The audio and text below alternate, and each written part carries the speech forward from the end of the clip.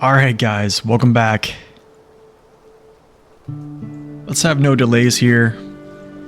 I know this ad break is going here at the beginning. I don't know why there's ads in the beginning, but it's just how it is. Anyways, let's get started. Welcome in Arquito. Grab my controller. I don't have my coffee yet. I just don't want to caffeine overdose myself right now, but we will take a much needed break here in about an hour and grab a cup of coffee like we always do, but let's continue. Yesterday we had an awesome stream. We went for, gosh, almost 4 hours. I feel like my streams on season 11 have been super long. I think that's just a testament of how good season 11 is. And I know it's funny because the last 2 seasons, I feel like I've been saying they have been up there with, you know, being among the best DLCs they've put out so far. Definitely season 10, and then you heard me say season 11 I think is even better than season 10, so it almost feels like it's a trend, right? But I just think they're getting better. What's up, Defro? Welcome in. Yeah, I think the year 3 pass is a banger. I think it's probably the best year pass, other than the year 1 pass. Although the year 2 pass was pretty good, to be honest. I mean, think about it. The year 2 pass, let's see. Okay, Dawn didn't start out well. Maine was, well, I thought Maine was pretty good. This has actually had some pretty good difficulty and then a balance of fun. Tennessee kind of definitely was a dud. But then, I mean, Glades was good. I actually enjoyed Glades. I just played it wrong. I should have done Crossroads, went to Heartlands, then the Institute, then Harvest Corp. But I went Crossroads, Institute, Heartlands, and then I had to go back to the Institute, then over to Harvest Corp. But yeah, this is other than farming. But yeah, I mean, it's been pretty good. Like year 3 is for sure the best. All right, let's see what we got here.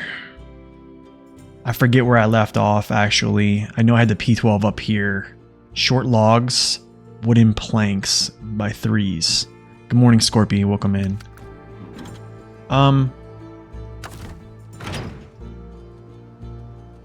As y'all know, I don't really care about that stuff. About money. I have 1.8 million right now. Not too worried about cash. All right, so we need cabin in the woods. So we need 3 wooden planks. We need 3 wooden planks and 1 short log. I'm just gonna grab something out of the garage, grab a trailer, and then we'll just do it up. You know what I'm saying? Put short logs on something, pull something with it. You know what we're gonna do? People have been talking about the HX 520, and you know, we're gonna pull it out. Why not? Let's open up the day with a really good truck. I actually like this engine sound too. So check this out. We're gonna go like this. Check the skin. Okay, hold on a second.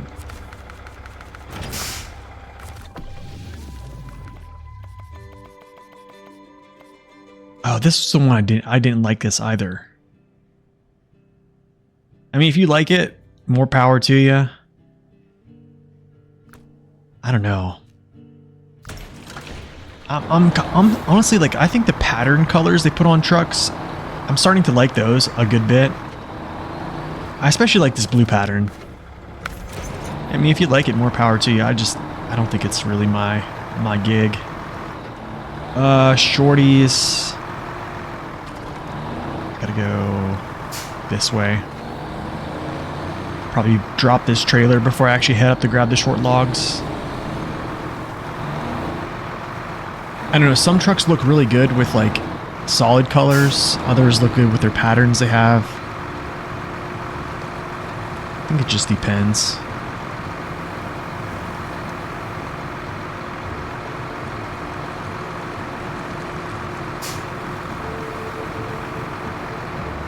Whoa, whoa, whoa, whoa, whoa, whoa, whoa. Just relax here.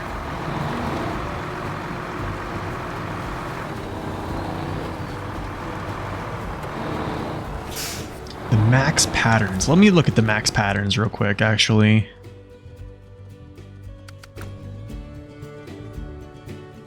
Truck store.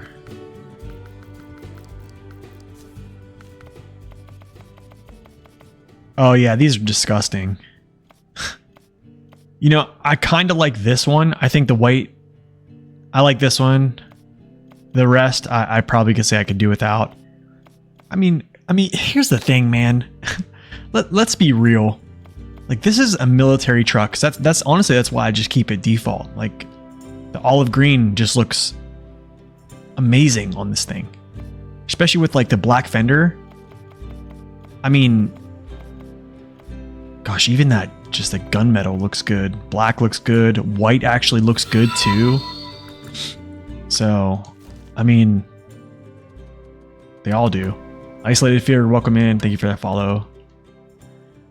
All right, let's go up here.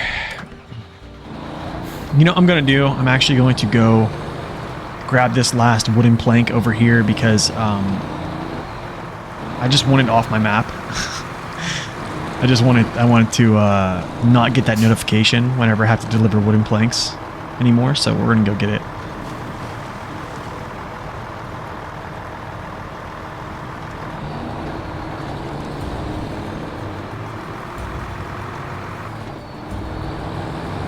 Oh, you made yours black? Yeah, black looks good on...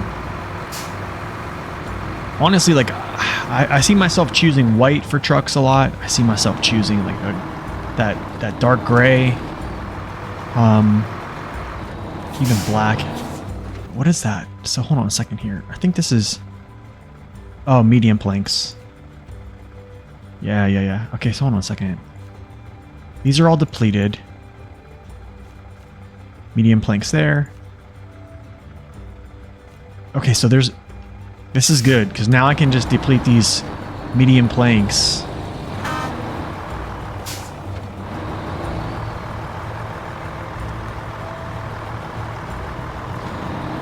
Okay, this is going to be the sucky part. I'm going to have to try to back this thing out. Or maybe I can actually... Alright, now these are off the map. I don't have to look at these whenever we get notifications anymore. For wooden planks. That's good. Gosh, did I mention I hate backing these trailers? We'll just pull through, I guess.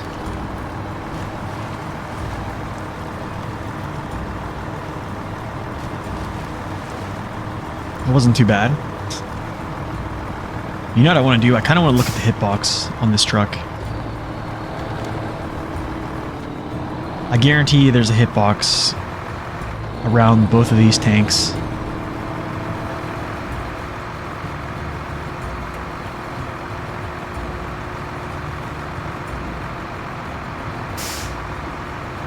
Or a collision model, I mean.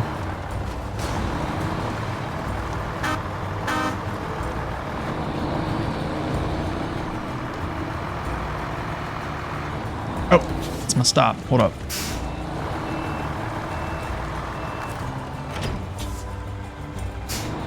I'm gonna leave that trailer here because I just don't want to lug it.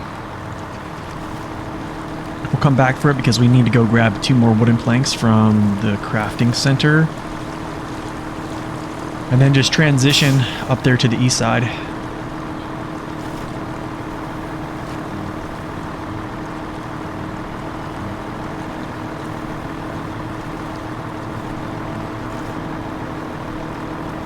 So I believe this truck here is the replacement for the 5070. If I'm not mistaken, I believe they made the HX 520 to replace the Paystar.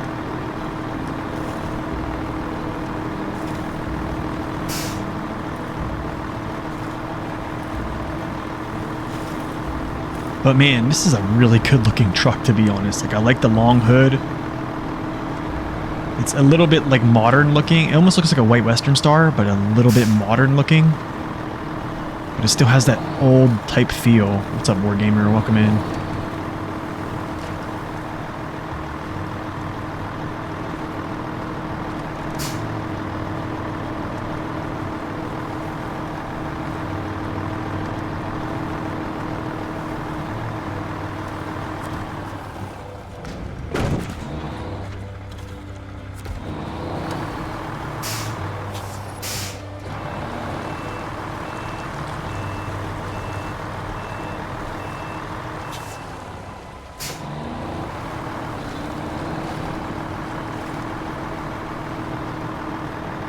Alright, back down we go. Go grab our ramp flatbed.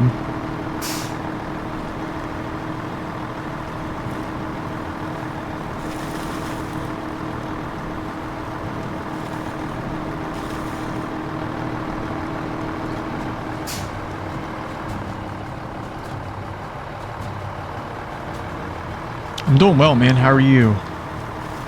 Doing good. My knee hurts a little bit, but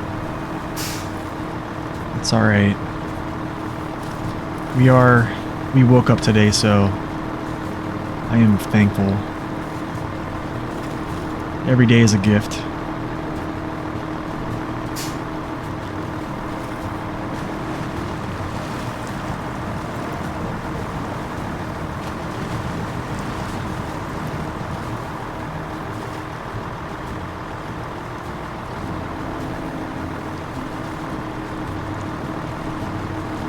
You know something I think I've been doing wrong, actually? I'm not saying I'm doing wrong, but when I was first new to the game, you just woke up thanks to your baby boy? Oh, man. I don't have kids yet. Not yet, but I'll probably be right there behind you. What's up, Victor? Welcome in. Something I used to practice was like when I went around the turn, like say I'm turning to my left. See how this probably could... I'm always looking like this, so like I was already there for the quick winch. Like in my previous, like whenever I wasn't really that skilled at SnowRunner, I would like position my camera that my quick winch would fire. I wouldn't have to rotate my camera. Nowadays, I'm always looking wherever. I think it just maybe just a testament of feeling more comfortable with the game, but it is a good practice to do. Is always look at the inside of the turn, or where you think you're going to tip over, just so you're not like freaking out and swinging your camera. You already have your camera in place. You just spam your winch.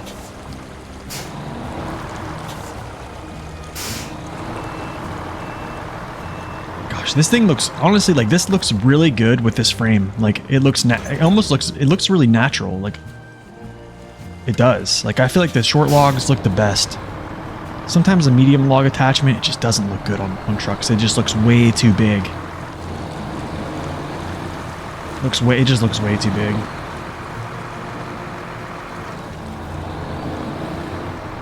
Alright, so I think we go up here and make a right. Grab 2 more wooden planks. And then, yeah, we'll head over to complete this second part of this mission for Cabin in the Woods. If you guys remember from yesterday's stream, we ended completing the first half of it.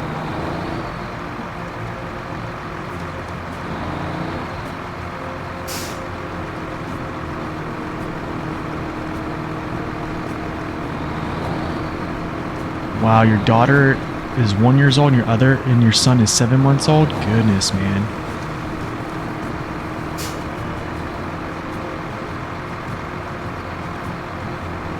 My mom had 5 boys, and her first 3, she had 1 every year. So they were like, we were all very close in age. And then the brother beneath me is 3 years younger than I am. And then beneath him is like another 2 years. So, but yeah, she, you know, had 3 children within 3 years. So I'm guessing it's a lot of work.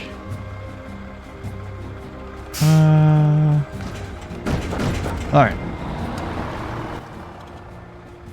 Let's go this way, this way. I'm actually going to go like this.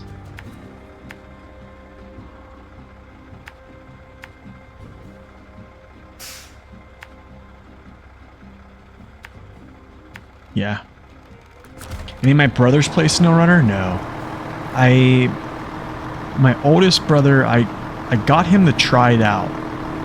And we were playing co-op. This was like 2021. Probably right after I started making YouTube videos and kind of really immersing myself into the game. I bought him the game. When we tried it out, we played probably like, I would say like maybe 10 missions, 10 to 15 missions or something like that on Black River. And I think we played like twice, like 2 sessions and stuff like that. And I think he kind of liked it, but I don't know if it was something that he was going to just, you know, put massive amounts of time into it. What's up, Alien? Welcome in. So he didn't stick with it.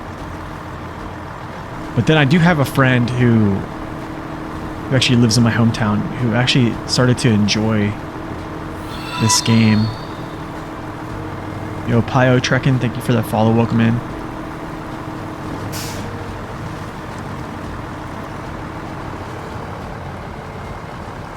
Your daughter's a handful, but whenever you're with her, she's the happiest. That's awesome, man.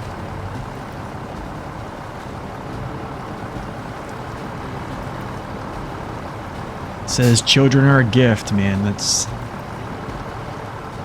They are a gift.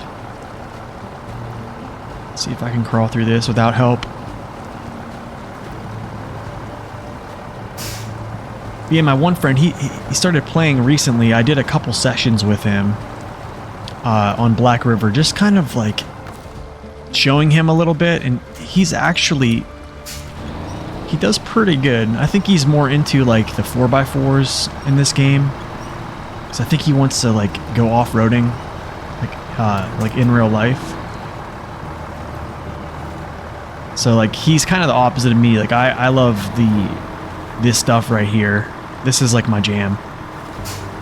And he likes the scouts, but I don't think he's too far into the game to figure out that running around with the scouts is just not really fun on most maps in this game, except for the new ones. The new ones are pretty friendly for the most part.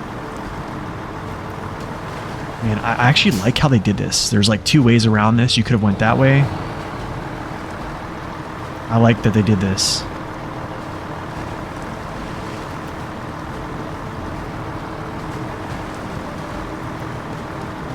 You love the hauling part? Yeah.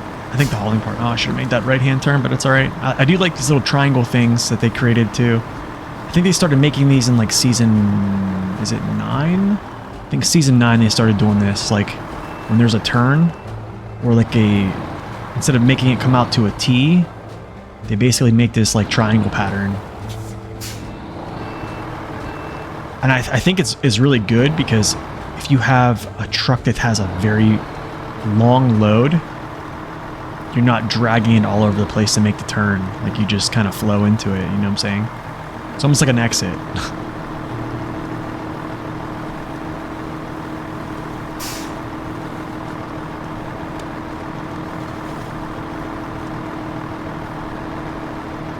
That still is glitching.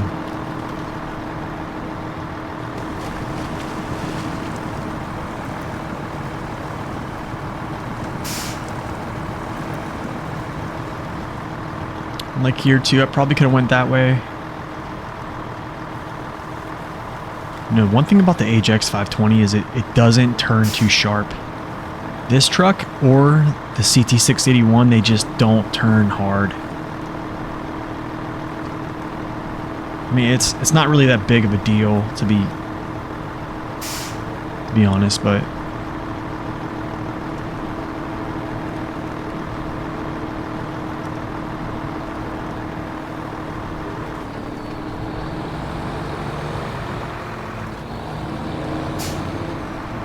I want to put on daylight real quick. I want to see some stuff. I want to see some texture, some mud.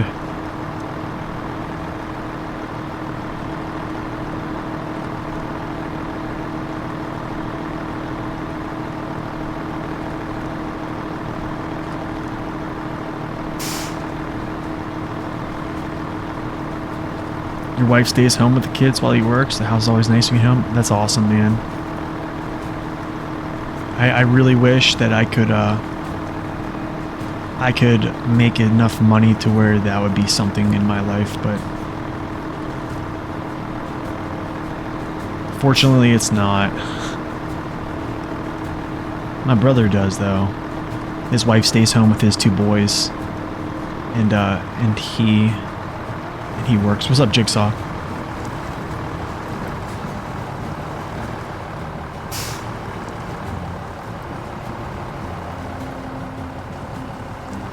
I'm gonna just see if I can crawl through this. I'm pretty sure I can get through it. Yep. Yep, easy peasy.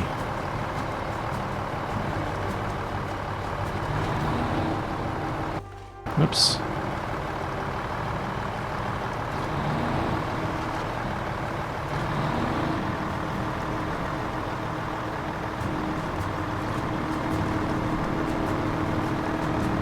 Heating and cooling industry is very lucrative. Yeah, man, honestly, like, at least that's like a trade, right? That's people that do trades, they make cash, man. I feel that college is a scam in a lot of ways. I mean, and I know there's probably gonna be people who disagree with me, but I'm gonna be real. I have been to college. How do I say this? I graduated from Embry-Riddle with like my total credits, I believe my total credit hours when I graduated was like over 300. And that was because I had prior school before I went to the military. And you know, I think what happens is young kids, they'll go to college for, I don't know, a liberal arts degree or a general studies degree and stuff like that, and spend all this money on a college degree when employers are looking for what you've done. College doesn't tell me that you're intelligent. It tells me that you've had patience to go through a system.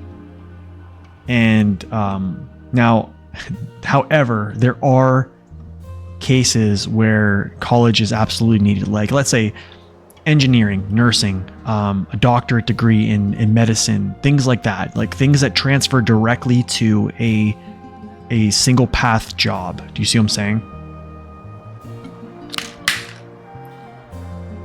But man, you see people with young folks with trade, going to a trade school, you know, they're making a lot of money at 18 years old, and at 22 years old, 23 years old, they have zero debt, and a 23, 24-year-old kid coming out of college has $80,000 to $100,000 in debt alone, and they expect to make 6 figures when they come out of college, and when they all get offered a job for 30 or 40 or 50, they're upset.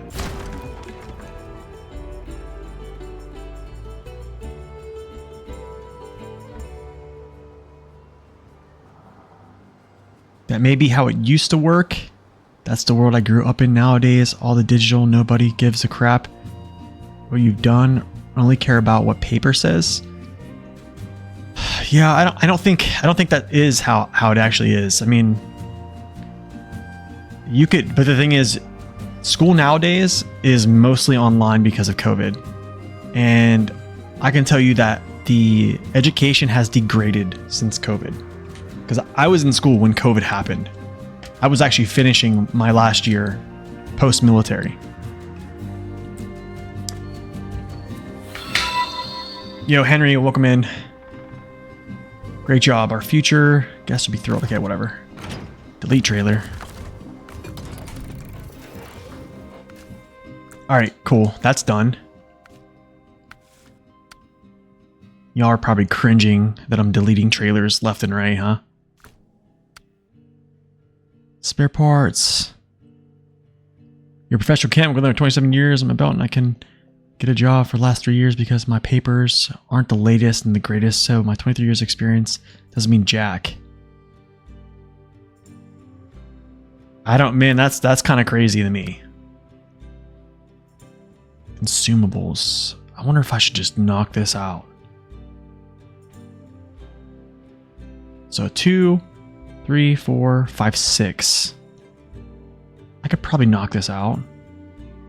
But first, we're going to bring down the Mac. We'll bring this down and knock this out. I mean, I'm going to tell you like what a lot of entrepreneurs that say is they want to see your experience. Like, I think, but the thing is, I'm going to tell you this. I have a degree from the best aviation school in the world, and that has not landed me jobs. To be quite honest, whenever I got in a job at American Robotics, the employer was actually saying how poor a lot of those graduates come out of there are. And we're talking about a university that a good bit of Air Force pilots come from, and I think 25% of Delta's fleet, Delta Airlines, take Embry-Riddle graduates. I mean, you're talking about kids going to a private school, right? That's literally is a private school. And that, I was a summa cum laude graduate, and that has not landed me a job. I mean, I've been applying for jobs everywhere to get back into the aviation degree. And I don't have a ton of experience in UAS, only one UAS job, and that degree hasn't landed me a job. When I talk to employers, they want to know what I've done. But I mean, to each his own. So your nephew's school has an HVAC program. He graduated and already has a paying job. Yeah, that's awesome. I mean, I think a lot of those trade schools, man, they offer a lot, and then you get through and then just go start making money and start your career.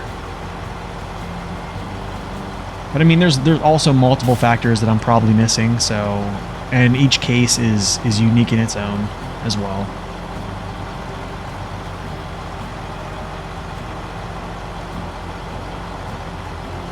But I can just tell you from a standpoint of going to college, I started out as a nursing degree up until I think my junior year, and then I went to the military. I think that's a good degree. Like, that's a very linear degree. You directly use that experience and that training, that education to get a job in nursing.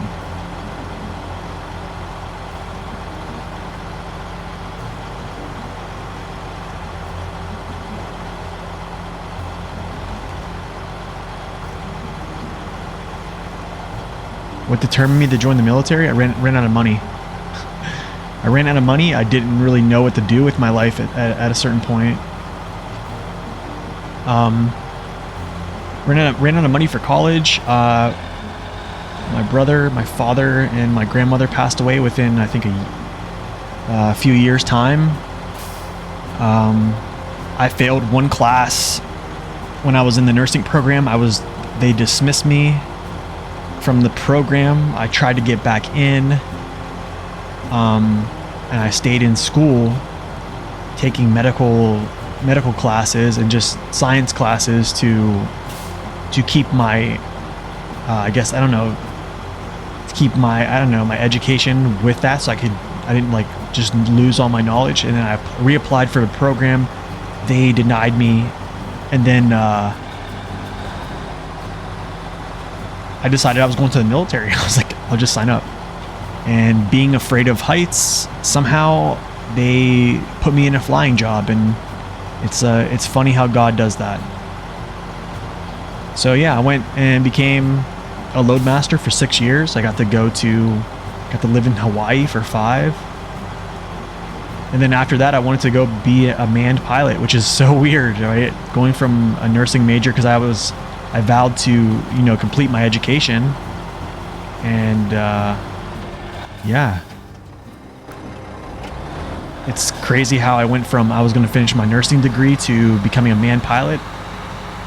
I went to school, that's why I went to Embry-Riddle to become a manned pilot. I had my private pilot license 2 months after I got out of the military. And I went to Embry-Riddle, started my instrument pilot license and also their aeronautics degree. And the military or the government would not pay for my training, my actual flight training, but they would pay for the university. They wouldn't pay for the flight training portion.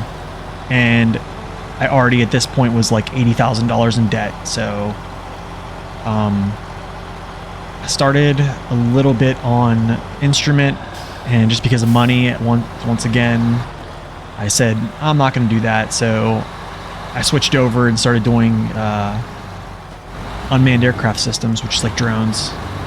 And that's where I went. I went to drone space. Graduated, waited about 6 months, got a job at American Robotics in 2021, traveled all 2021, 2022 for them. 315 days of 2022, to be honest. And yeah. And then I got laid off in 2023.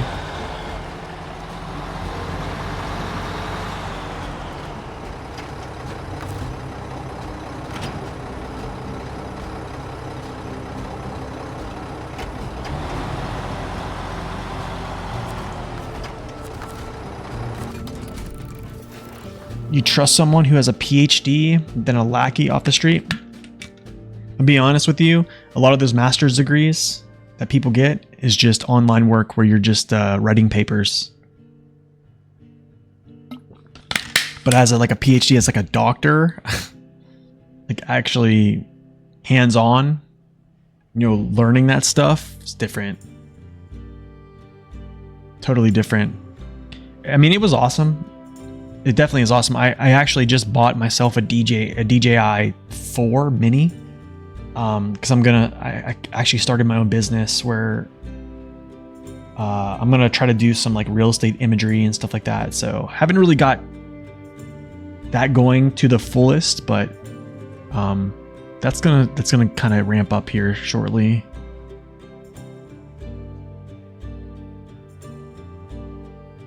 Yeah, that's the thing, man. Is engineering degree is so good. Honestly, like I thought about trying to do an engineering degree. It just I hate math.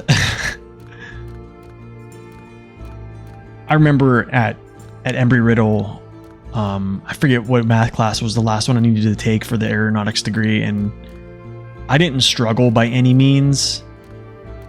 Well, actually, I did struggle, but I was getting tutored by my roommate. And then the final class to take was all online because of COVID.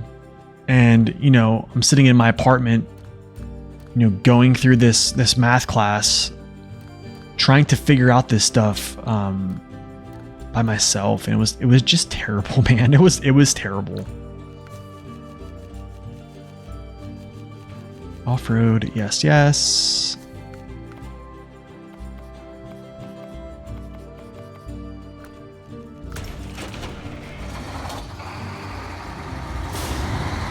Yeah, but I think if you're gonna go to college, I think you need to know what you're gonna do.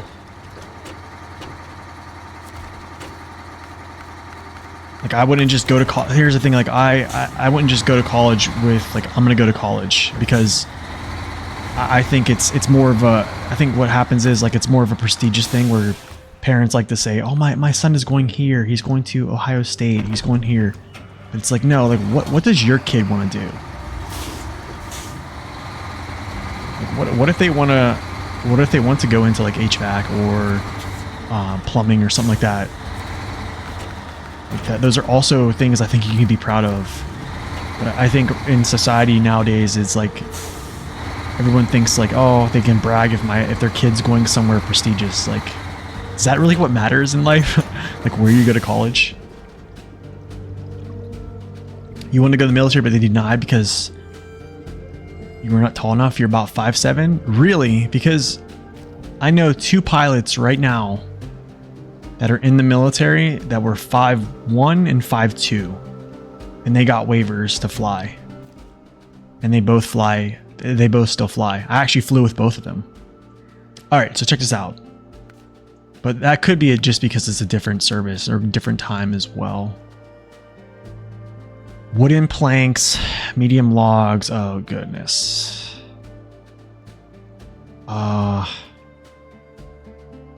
Maybe not that one, okay? Maybe not that one, right? Spare parts. This is with a crane. This is probably on the other map. It's saying it's on the other map. Okay, so we'll back off on that one here. I think this is consumables here.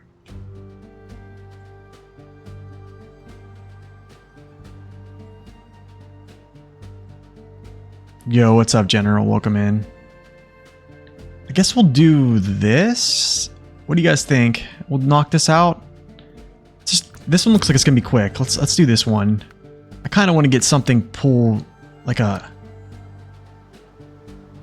something better with the dairy, but we'll start with this. Yeah, we'll start with this. Why not? You know. Honestly, I thought about going back to school and I thought about going back to school for IT.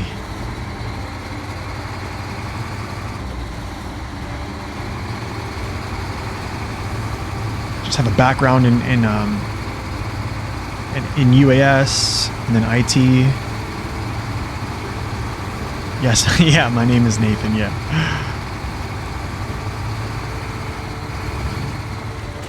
No worries, General. No worries, man. And all the streams are uploaded on YouTube. But yeah, I like watching live as well.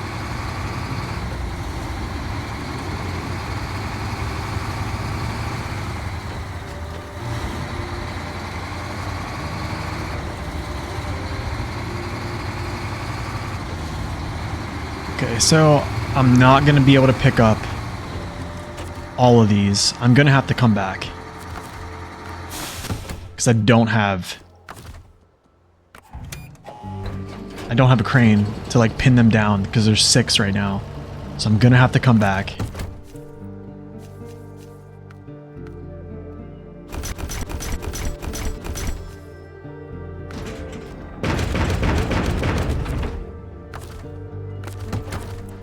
Turn off. Your name is Nathan too? Nice, man.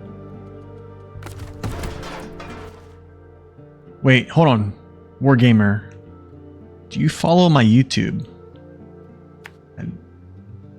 My YouTube name is my first name. Probably could go this way, I'm guessing. Here. Is this 2? If I drop off 2 here, maybe I'll just turn around and come back. We'll see.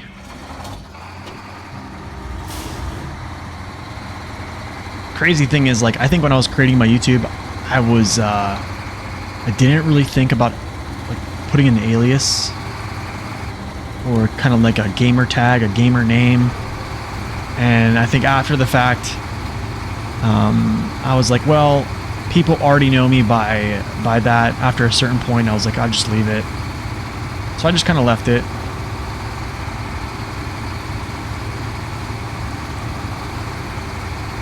Okay, I see, and that's why.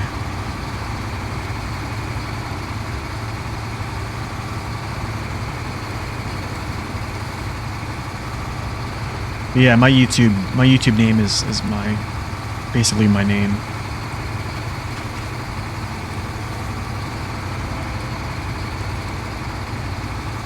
How'd this horn sound? That's not bad.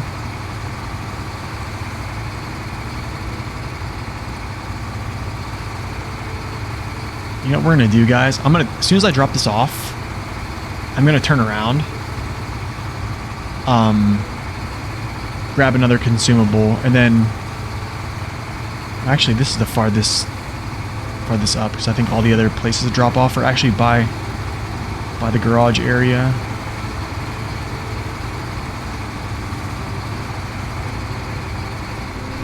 This thing turns on a dime, man. I love it. It's a nice little town. I think they did a good job here.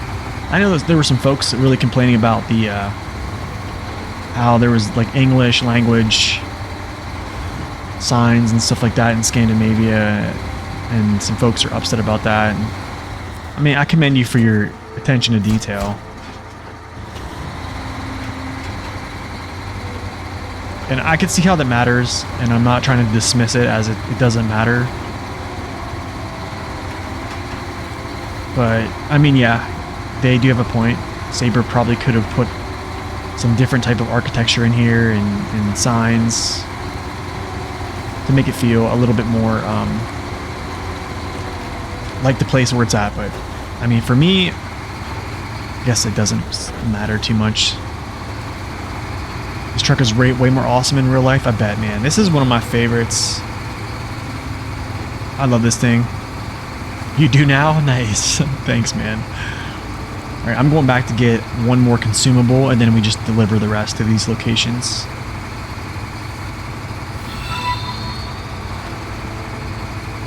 Yo, Discern, thank you for that follow. Welcome in. Yo, I think we hit 1,000 followers on Twitch now. I really do. I think we're close. I haven't really looked at the numbers, to be honest, in a long time, but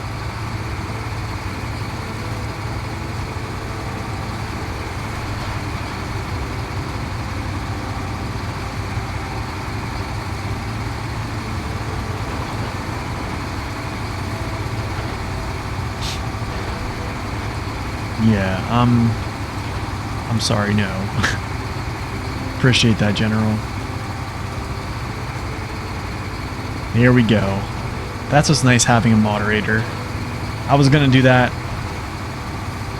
See, this is why I don't allow like links for posts and stuff like that, because we seldomly have folks that come in and want to sell followers and stuff like that. And it's okay. Wait, is that thing still on? No, it's not. All right. All right, cool. So, can I get through here? Oh, this is kind of cool. That's kind of cool. Yeah, we'll do this.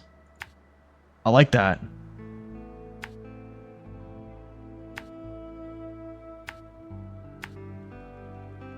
And then I think the path it goes off is like through here, I'm guessing. So we'll go like this, and then we'll just run up this path. I'm pretty sure this is the way. Yeah. Let's do it.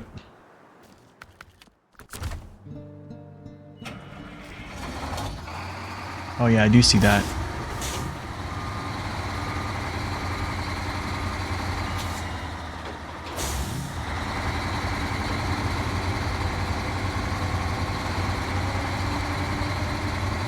Whoop. Whoop. Whoa.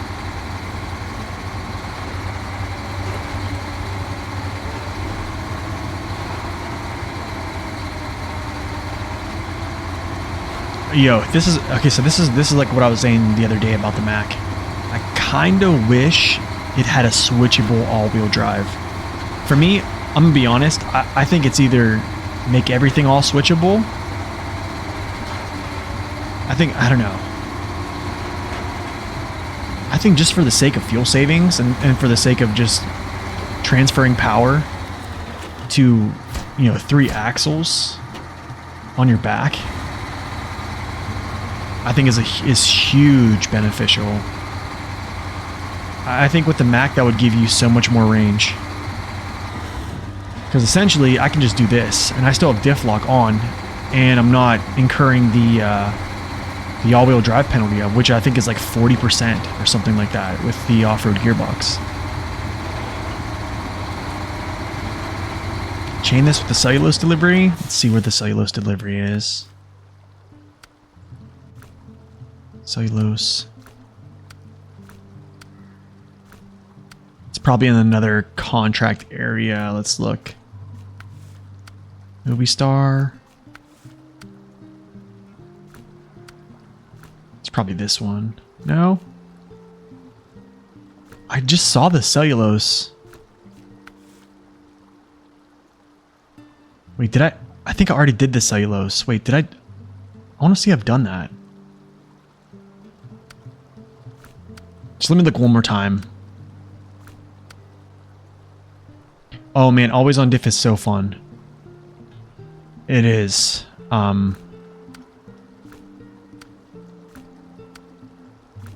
wonder if I did this one. I almost think I did this one.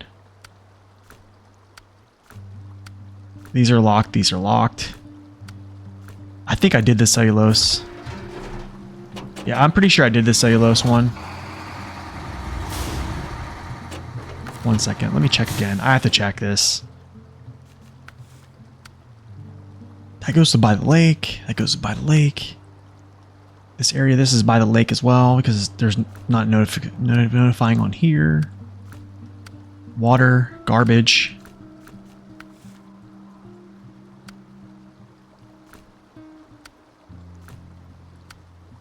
I feel like there's a lot of missions on this map. You can just see how many missions are on this map. It's crazy. It's not dropped. I want to do that one though.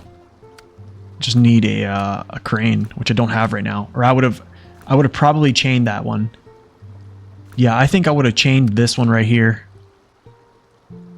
I would have just went like this, dropped this off, came back, and then just went right up, but it's fine.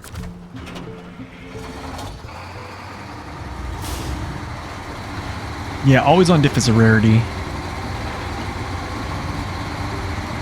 Always on diff with switchable all-wheel drive is awesome. You don't see it much though.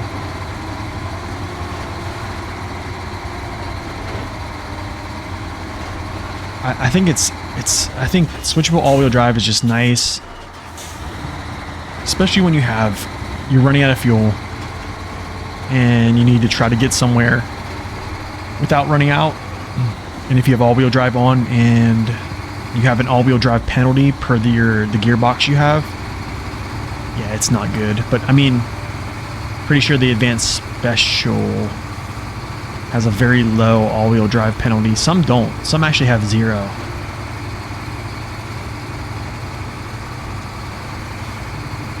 So I'm pretty sure like the P12.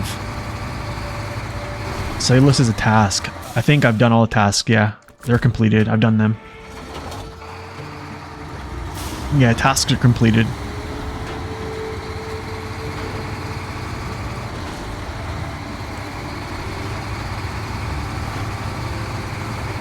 I forget which truck I did that with. It probably was the Mac. Probably was the Mac, maybe on like episode 2, I'm guessing.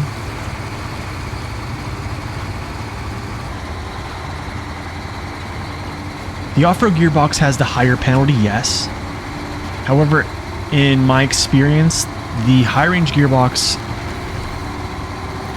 actually burns more fuel. If you're looking at the gauge, like the gallons per minute gauge, the high-range gearbox actually burns more fuel. However, it gives you a higher pace in moderate conditions. So there's always the argument of fuel burn from your gauge opposed to distance traveled on a tank of gas. So honestly, I think it's more driver choice.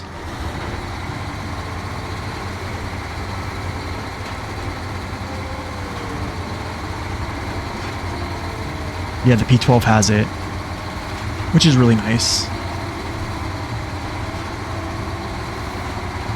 Yeah, it's nice that it has it all the time because then you can just run it and direct all of its little power that it has. Okay, so what I mean by all-wheel drive penalty is, okay, so here's the thing. You incur an all-wheel drive penalty, which is like a consumption penalty. So you'll have a 40% more burn when you have all-wheel drive engaged. on some gearboxes, and then other gearboxes have a lower penalty. But however, I believe the high range gearbox has like a more relaxed RPM cap, it feels like. So if you can get going really fast in a high range gearbox, you're gonna chug fuel. But you also are moving at a quicker pace. So there is the argument of I'm getting somewhere faster on a tank of gas versus straight up burn time, or just straight up gallons per minute or liters per minute. For me personally, I'd rather have a lower burn and be able to potentially I don't know. I would say I think I get better mileage with an off-road gearbox, to be honest. Because what I can do is with an off-road box, I can switch down like this, turn off all-wheel drive, and just turn on diff, not incur a penalty, and I'm still pushing 3 axles with diff lock right now, which is one of the most powerful features in this game. And not burn as much fuel. I might not be going at a rapid pace, but I mean, there's multiple ways to look at it, to be honest. It really boils down to what's your preference. Okay, cool. Thanks for all your help. Are you sure you don't want to raise a class with us? Yeah, I'm sure.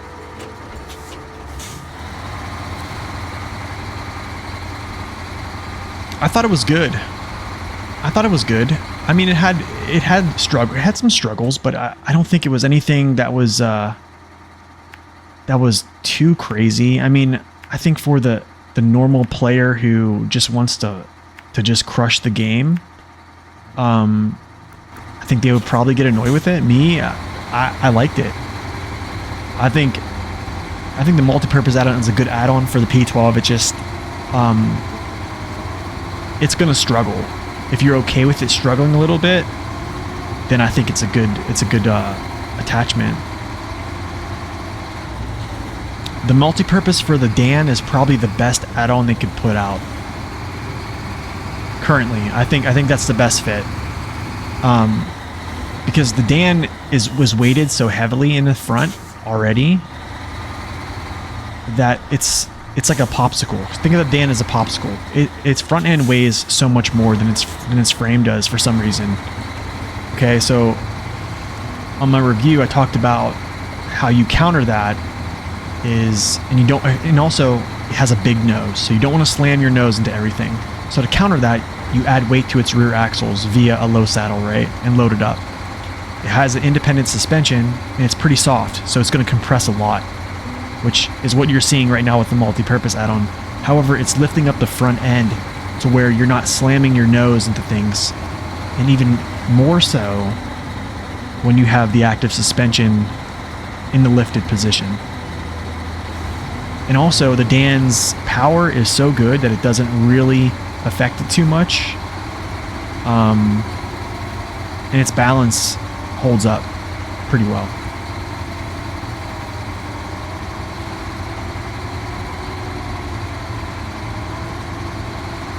Yeah, I think the P12, I think if you're going to use the multi-purpose, you have to use the OHDs. Because the multi-purpose add-on is like, I think it's like 11 metric tons. I don't know what the conversion is from metric tons right now to US tons. But it's a pretty heavy cargo piece. You can just see from attaching it and looking at the power to weight of vehicles that can attach it, especially like the Dan. The Dan is an S plus power to weight, and I believe it drops the Dan to an A. So I mean, but yeah, a mini maintenance frame that gives you fuel and repair, and then also a crane. I mean, come on. I mean, I already have struggles with the P12 as it is, so like I already kind of know what I'm getting myself into when I use it. So I mean, you always can winch.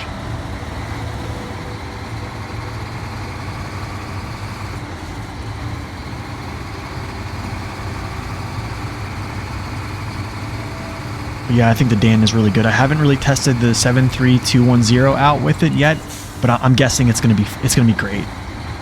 I mean, we all know the 73210 is a monster. It really is. So I don't think it's going to have any issues. Probably going to be fine. And it'll probably do the same thing where it lifts up the... Actually, we'll take a look at it right now. Oh, where's that big dude? Here he is. Let's go raise. Okay, actually not so much. It looks pretty good. Yo, Cotton, thank you for that Prime sub, that resub. Thank you, man. Appreciate that. 4 months. Appreciate that, brother. All right, cool. Let's look at a contract here and we'll see what we're going to use. Cabins in the mountains. Not yet. Deliver to the tool area. We'll do that when we do cabins in the mountains, actually.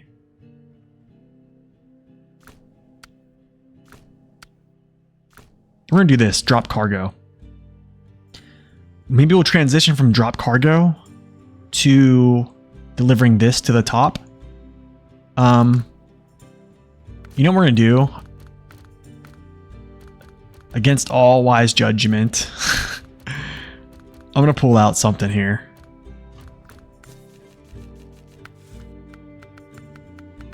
Is it the 3 slaughter? With consumables. Can I use a crane? No. So basically it's the oil bed without the consumables.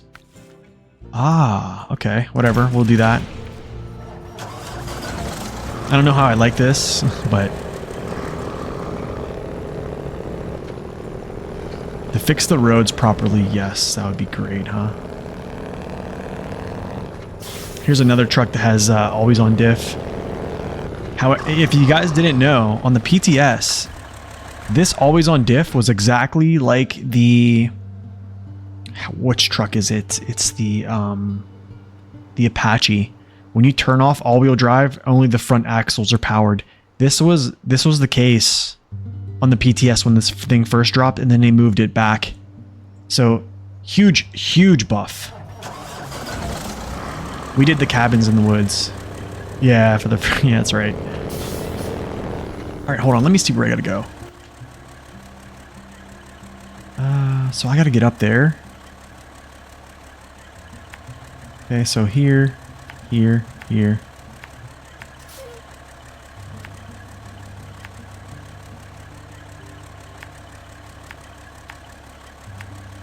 right, let's do this. Yeah, it had front wheel drive. Seriously, had front wheel drive.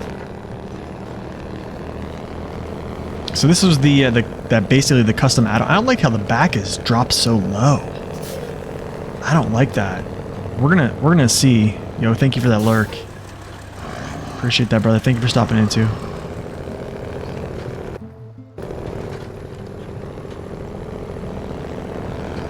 But I'm gonna be honest, guys. Like, I know folks are saying like, "Oh, the Kenworth needs to be buffed." I don't think the Kenworth needs any other buffs.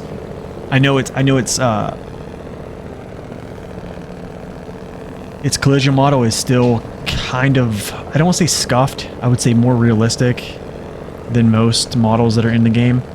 But the thing is, it got 69 or 71 inch tires, guys.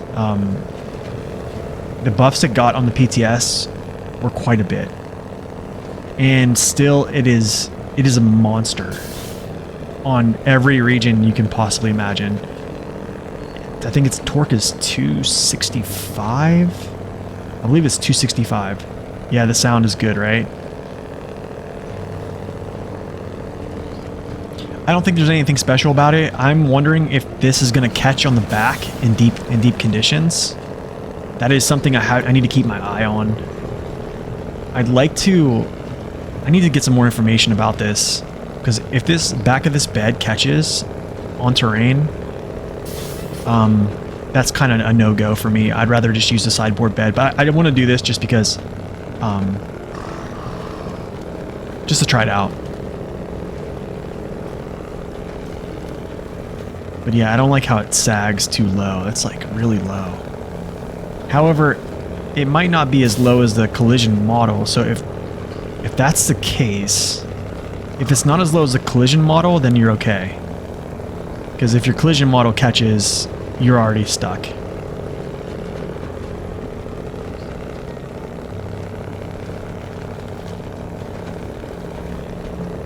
Man, this thing is so good.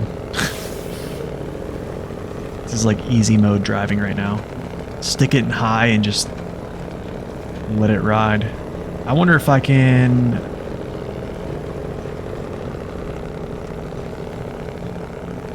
I think you can attach a hitch to this too. There's a hitch spot. I'm pretty sure you can. I mean, as is, the Kenworth is one of the best trucks in the game. I mean, it's right up there. I wouldn't say, how do I say this?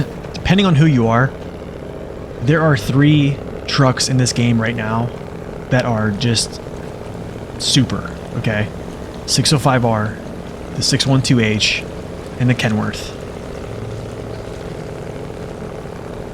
And depending on who you are and what your perspective is, those 3 probably rank very high. Just because of how much they can bring to the table in their respective field. Are there any new mechanics for this season? New mechanics, I don't really think so. I think there's new cargo types. I don't think there's any new mechanics. Oh shoot, I always do this. I always want to go up that way when I should just go across the bridge. Oh, I see, that's a hitbox. You can see the hit. I just hit the stair. Just new cargo types. There's the movie trailer. I believe the ski lift.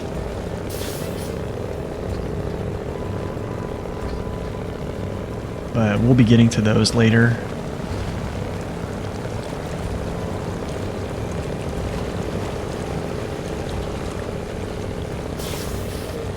I mean, 69 to 71 inch tires, 135 gallons. It's one of the biggest tanks in the game. I think it's number 2. I mean, even if it doesn't have enough power to pull like super heavy loads up like those super tough grades, I mean, come on. It's not that big of a deal. I mean, the thing is, if it could, then no one would use anything else. That's why, like, I think it's in a state where it's pretty darn good. You know, a truck we haven't used actually is the dairy special. I haven't broke out the dairy special in a while.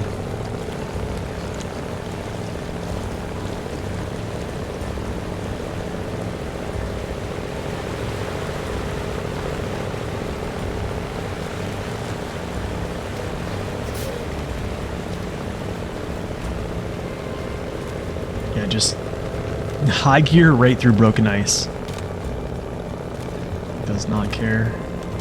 Does not care, guys. I'll get centered up so I can just grab all 3 at once. This is the glitch that happens. And then I have to use my mouse to break it. I hate that. That is like...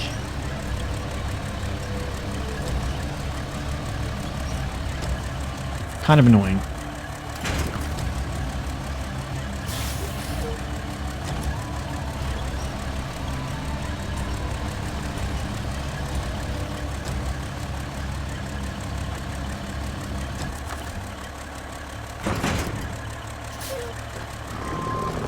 You know, I think the engine sound was like the P12 before they changed it up. If I'm not mistaken.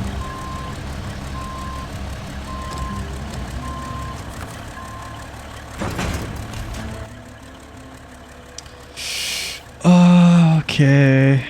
I guess we'll go down here, here, here. Here. Down here, descend. And then I'm guessing I'll just put this here. I probably could just go like this way. I wonder if this just drops off. We're not going to test that. Even though it probably could. It'd be fine. Yo, good morning, Waking.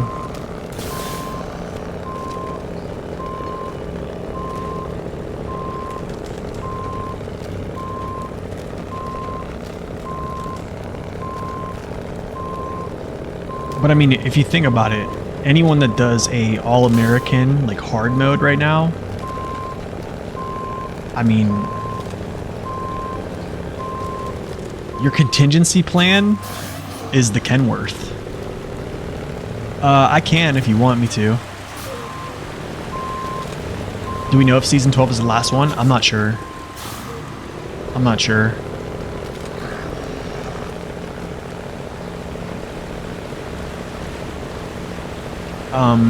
I personally would like to see it be the last one, and then maybe give them some time to essentially create a whole new game. I mean, they are creating expeditions, but I mean, I think SnowRunner has the most content, I believe, out of all of their Spin Tires games right now. So, I mean, I would think mission accomplished with SnowRunner, and I would think maybe allocating your resources to creating something new. So, I mean, it just depends basically on marketing, honestly. I would think so.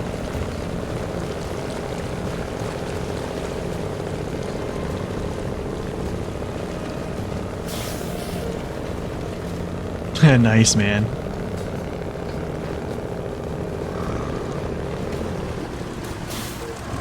Just gonna back up here. Yo, what's up, Isaac? Welcome in. I'm doing good, man. How are you? Good to see you. Good morning. Good evening. Wherever you guys are at. Okay, I gotta ask the question. Where are you guys watching from? Don't have to give me exact locations. Germany. I feel like I get a lot of people from Europe that watch my stream. I think it's just because of the time I stream. 'Cause, my evenings are kind of always taken up.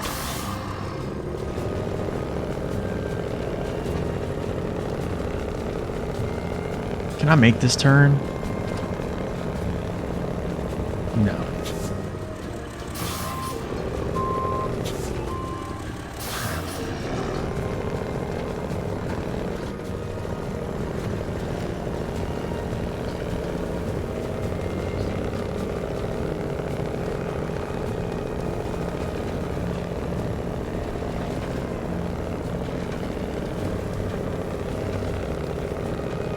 This truck is huge, man.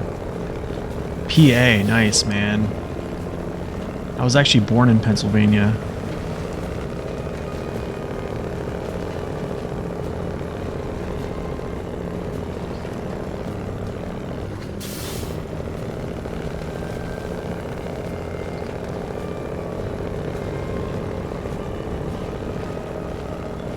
No, I think that's just a rock face over there.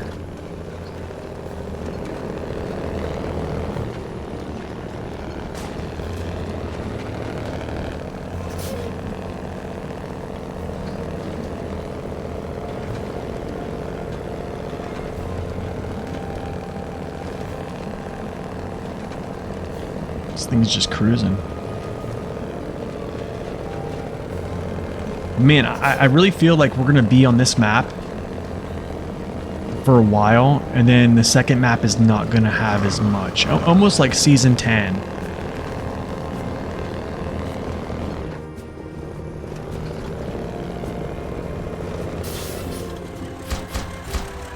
Nice, amazing. How do you ever get by without you? Did you used to be a figure skater or something? What?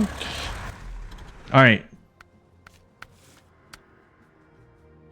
Let's see here. Planks, medium logs. Could do something here. Hold on a second. Be right back, guys. I'm gonna get some coffee.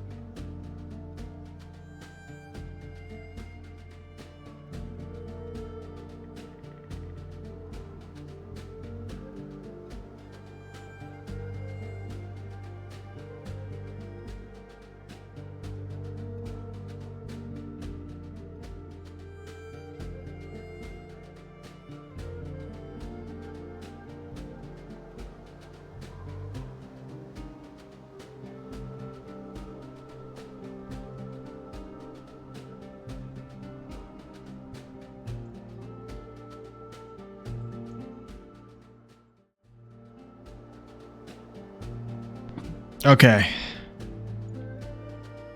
So, someone requested the dairy special, so we can definitely do that. You know what we might as well do is do a mission that goes up to the top and take this this right up there. I'm guessing. I think that's kind of a good idea. Oh gosh. Metal rolls. Oh, this could be. I'm trying to think here. 2 cement, 2 metal rolls. I probably could do this all with the dairy special. But I feel like I don't want to.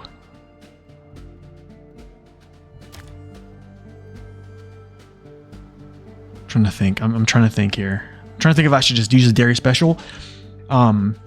Overstack 2 pieces of cargo and then just pull this with it. I might just do that. Yeah, I might just do that. I'll leave the Kenworth here for now. We'll pull the dairy special out. Haven't used him this season. You know, I haven't used. We're going to use this. Guys, remind me to pull out the Azov 5319 with a low saddle. This also got this attachment too, by the way. Kind of crazy. I'm kind of excited to see how this runs, but I mean, I don't really think it needs it. I do like this vehicle a lot. Honestly, it's a mirror image. I don't say it's a mirror image. It's very similar to the 64131. The only things that are different is its weight and its weight and its tires. Weight and tire sizes. And weight, tire sizes, and different gearbox. And also fuel capacity. Okay, let's do dairy special. Let's get going here. There we go. D special. This also has the multi-purpose add-on. I'm not going to use it. We're going to roll like this.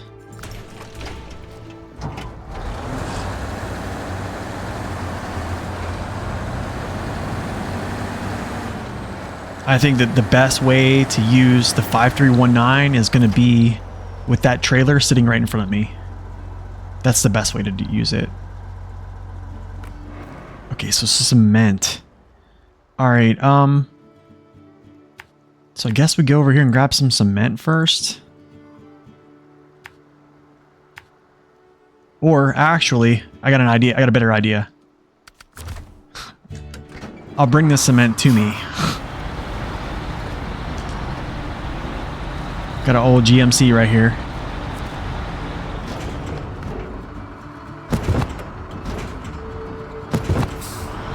Here we go. You wonder about the tippiness with the dairy special? You're trying out the dairy for long logs in Yukon? Having trouble? The dairy...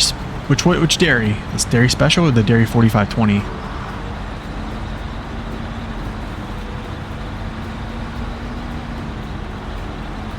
The dairy feels, how do I say this? It feels stable to the point that, but it's very rigid, okay? So then it's essentially you get to the point where you hit that threshold, right? Where the truck is just gonna go, and it goes. I kind of equate it a little bit similar to the 73210. So the 73210 has weight that's set low in its frame, but it also has weight set in its cab. So like when it goes to roll, or when it hits the part where it's like it doesn't feel like it resists it too much. It just goes. But I would never call the 73210 tippy by any means. It's actually really stable. The dairy's funny because like it's just so rigid. I'm kind of taking the route around here. We're going on the road. I probably could have used the shortcut, but it's all right.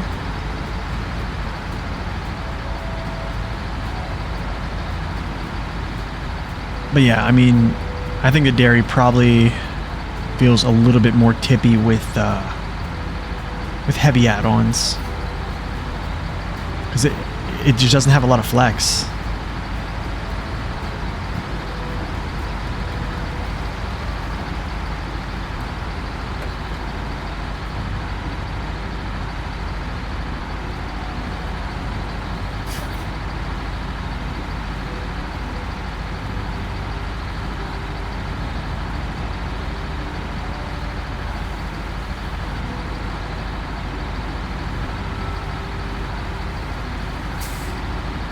Yeah, I think this was the better call, just bringing this cargo to the dairy. I guarantee the dairy would just take forever to chug its way out there.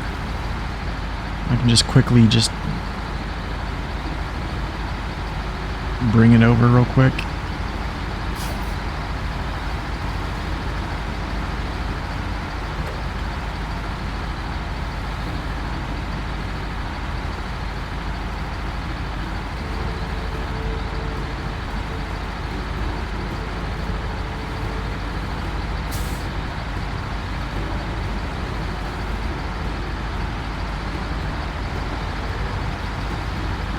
You have a Cat 745C doing medium log side by side, for example.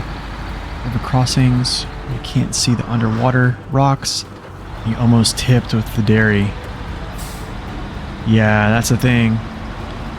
The 745C has that articulated suspension, or the articulated steering, so they act independently, right? Your front end kind of just can go up over things, and then by the time your front end comes back down and stabilizes, your back end goes over the same object, and your front end is stabilizing because it's on flat ground.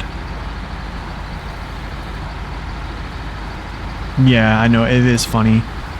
That's a good point. I think another good point is I don't like how they added the all-wheel drive until Cola. I really feel like if they're gonna upgrade base game vehicles, they just need to be upgradable based upon driver level. Yeah, I don't think that... I don't like a lot of those upgrades in Season 6. Like, here's a really good example. The Transtar. I know I've said this probably multiple times on stream, but the Transtar. I mean, why is the Transtar's upgrade on a Season 6 map? There's no reason for it. Or even the 4520's engine. It should just be like a level... I don't even care if it's a level 30 unlock or not. That's better than... That's much quicker than having to go through all that. What am I doing here? Okay, so we have this. We're gonna go get these metal rolls here. Get metal rolls. Scoot our way down here to grab said vehicle or said trailer, and then yeah, I'll figure out the path on the way back.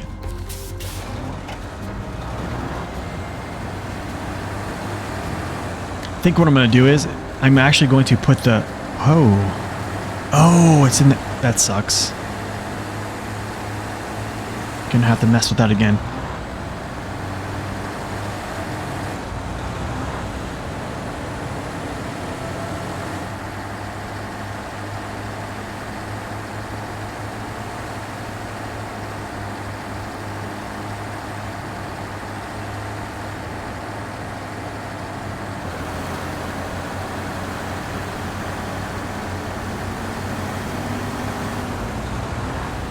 Oh, Alien, that'd be an awesome playthrough. That'll be an awesome playthrough. I know, I saw that. I'm gonna have to readjust it. Also, another vehicle that got buffed a lot, I think is in a pretty good place despite a lot of things, is the Dairy Special. They buffed this thing a lot, man. Okay, so what I need to do, it's easier to carry these box pieces on top of the cab then carry 2 metal rolls on top of the cab. So we're gonna go like this. But yeah, Alien, that's gonna be a good playthrough. I think you'll really like that. Let's go stop, change, turn on. Yeah, I think giving some buffs to some older vehicles would kind of be nice, but honestly, I don't think the devs are really... I don't think their head is there for fixing stuff like that, or to even... I don't think that's like on their radar. I think they probably believe that the current trucks they have in game are in a good place.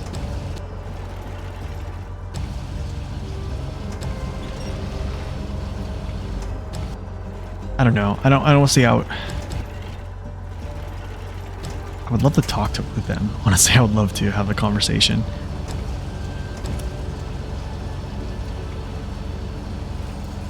Yeah, this will be good.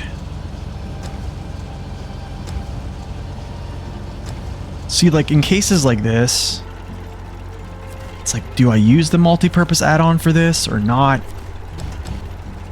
I don't think so. Like, here's 4 pieces of cargo right here. Oh shoot! Whoa, whoa, whoa! Just relax, my friend. And then we just go push, connect to the bottommost, and then go.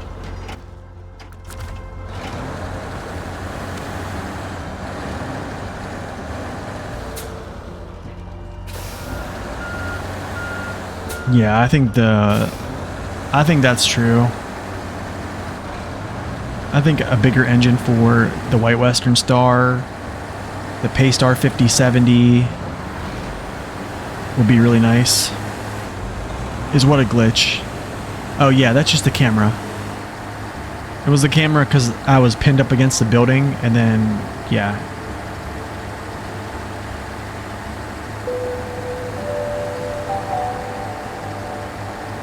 Yo, Maker, thank you for that raid.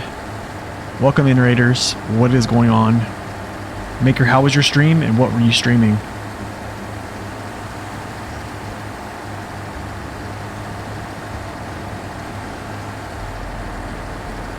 Oh, nice, man. Awesome. Season 11, I take it?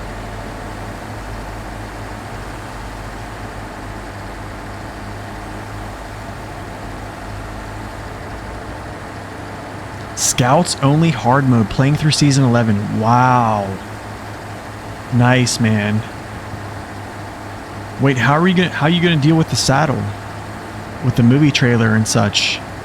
Or are you just gonna kind of use a different vehicle for that? Kind of make an exception? Scouts only. That does sound interesting. Sounds like something that District B13 would use.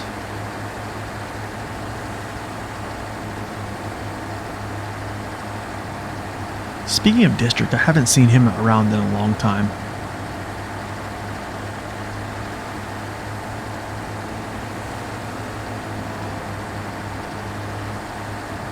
Yeah. Yeah, I think with the new Burlak, the F750, Lodestar, I think, yeah, even the Yard and stuff like that, you have a pretty good scout fleet to pull some missions, you know what I'm saying? So, sounds like a good challenge.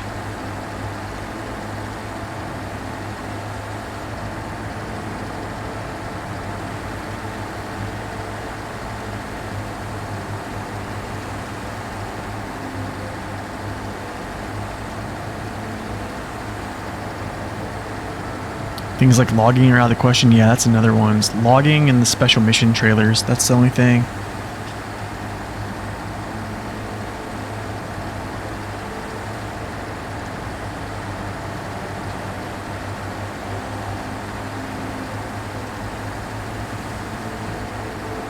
You can still do mediums, though. That's true.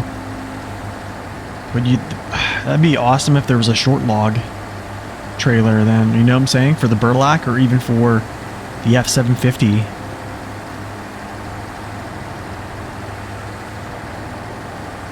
Oh yeah, season 11 is awesome. Music is great too as well. Absolutely. I probably need to turn around.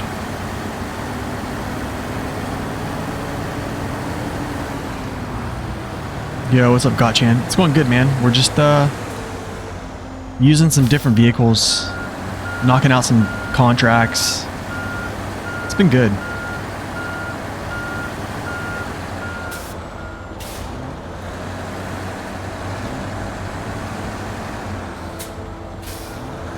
I see what you mean, yeah.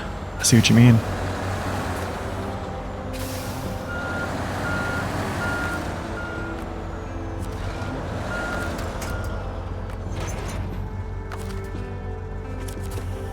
Alright, shoot. Let's, okay, so we'll roll this way. You know, I could probably, like, go up and around and all this stuff. I'm actually not gonna do that. What is this? Side? Oh. I'm gonna have to keep my eye on that, actually. You know, now I'm kind of regretting not just going and getting that trailer. I'm kind of regretting that. Because I could have just taken that from the trailer. Instead of actually pulling that from this gateway, where I could have easily pulled those cement and go through the gateway. When I have materials right here, basically like right near the turn-in point. Kind of a misplay, but it's all right.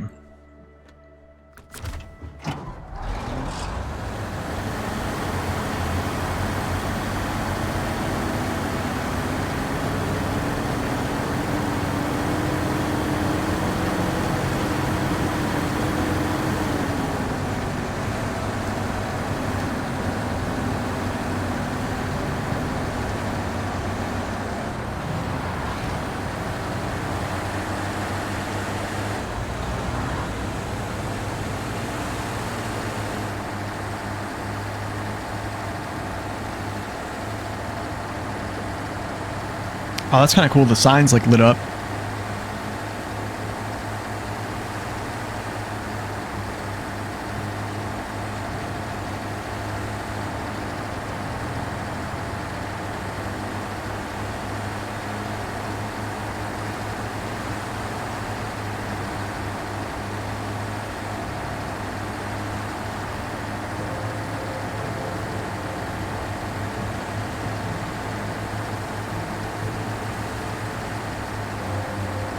You had to start over last... You had to start all over last night.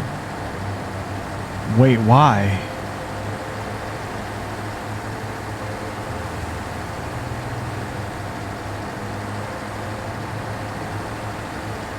Wow, Chevy and the Scout 800 from Michigan. I got the Chevy because it has some Glades. Now made by the Lodestar, Scandinavia. Okay. Ooh. So you're going to have a Lodestar with no race suspension.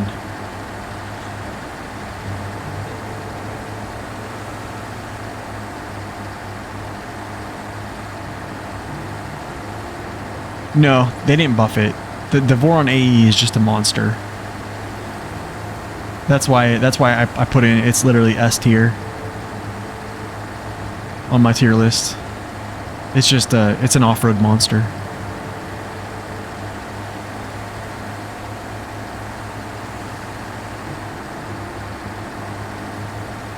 Yeah, man, that's the tough thing about losing your files. Starting all over again. Oh my goodness, man.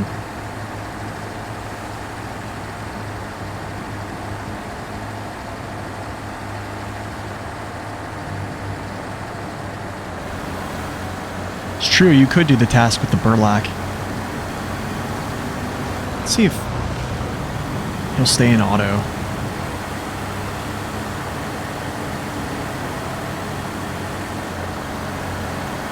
Gosh, I feel like high gear is just the call here.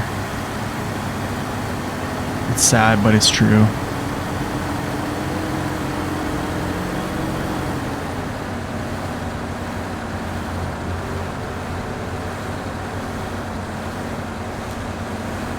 Start in hard mode, immediately send your Chevy to the glades. Oh, I see.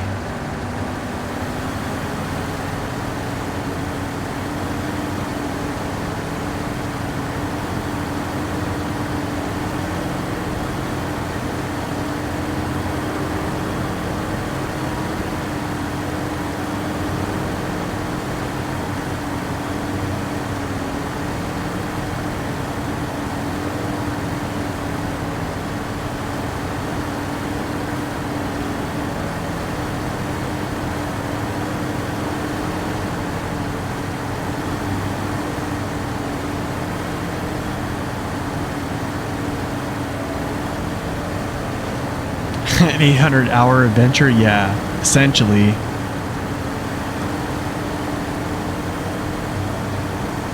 Dang, 5 hours of no crashes? Did a 3-hour stream with their PC? Dang, nice, man. Nice.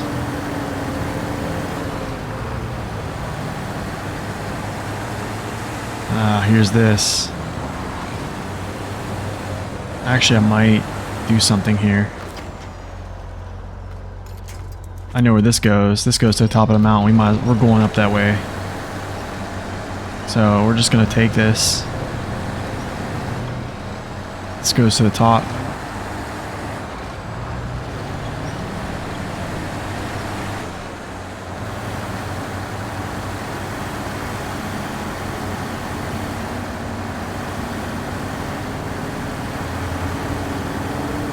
Here we go.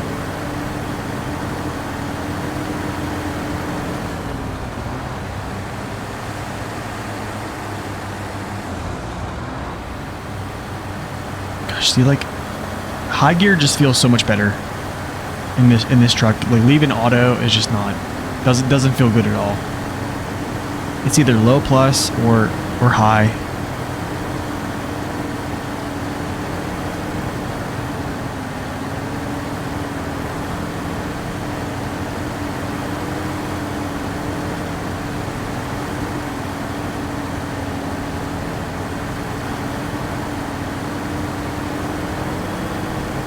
Oh yeah, absolutely. I know I could. This thing it'll do it. Because right now, at the height of high gear, I'm gaining a 25% torque bonus.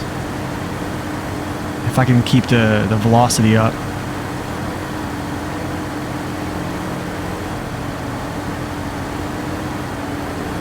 It'll just chug this out.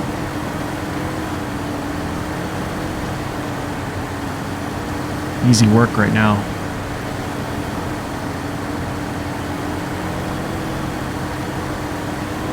Yeah, it just struggles. The auto, it just struggles, man. I think it's just like that. I don't know what the deal is. Auto, I mean, high just essentially just forces power, or you know, diff lock. Just diff lock it up.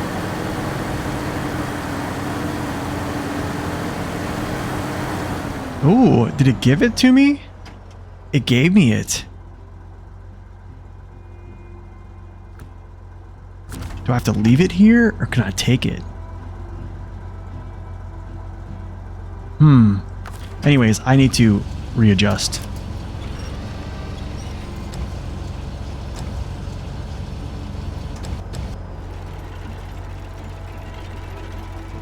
I'm guessing I can just take this trailer. I mean, I'm gonna delete it anyways.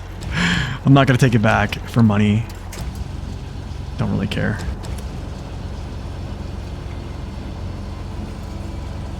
I haven't, no. I haven't put the multi-purpose. I haven't put the multi-purpose on because I think high gear is too beneficial for this truck. I think it just needs it.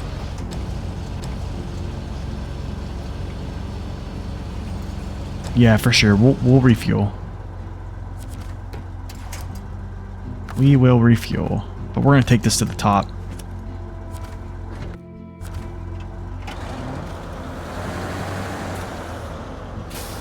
That is a heavy in the background. That is a C-17, actually. I am not currently in the military. I got out in 2019 February. I served 6 years.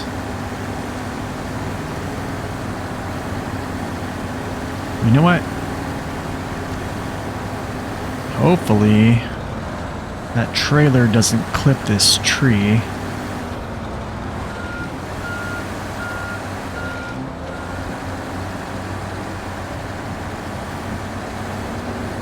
You worked on C-130s at Moody? Nice, man. Which, the H model or J?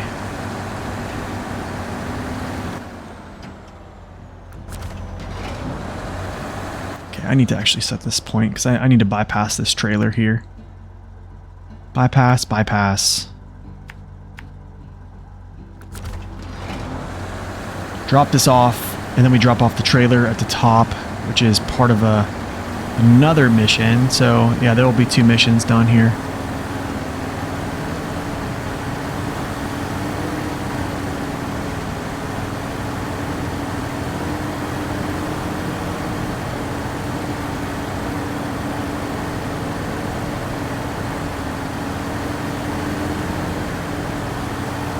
You were hydro, so you worked on refueling pods quite a lot. Oh, dang, nice. Are you still in? Or are you out as well?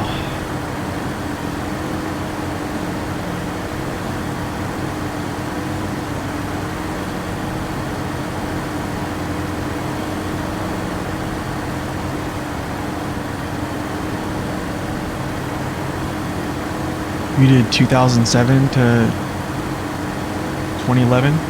Nice, man. What made you get out, if you don't mind me asking?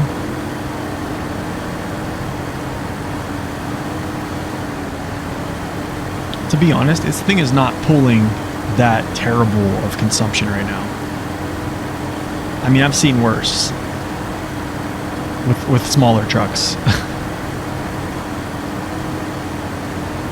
I've seen worse with smaller trucks pulling less of a load.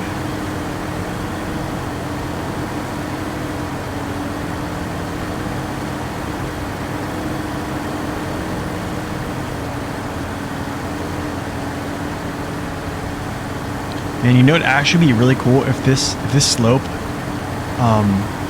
didn't have like a lot of sticky snow where it kind of bogs you down. You can hit jumps. Think about taking like the 4x4 down here and just letting it loose and like smashing these jumps with it. That would be awesome. Psycho ex-wife. She wanted to be closer to family. And by family, she met dudes she dated in high school. Oh, I'm sorry to hear that, man. I'm sorry to hear that.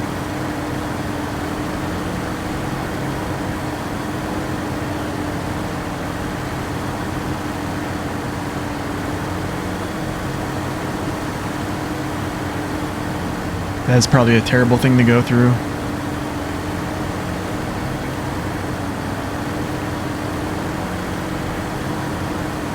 I think they say that what is like 50% of people who are married in the military basically get divorced. I think it's even higher for any type of aviation field.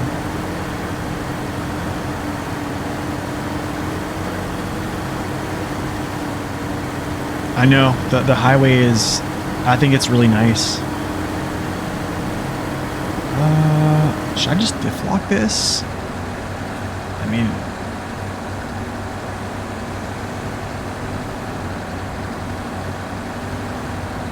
gotta say though, man, this is another really good looking truck though.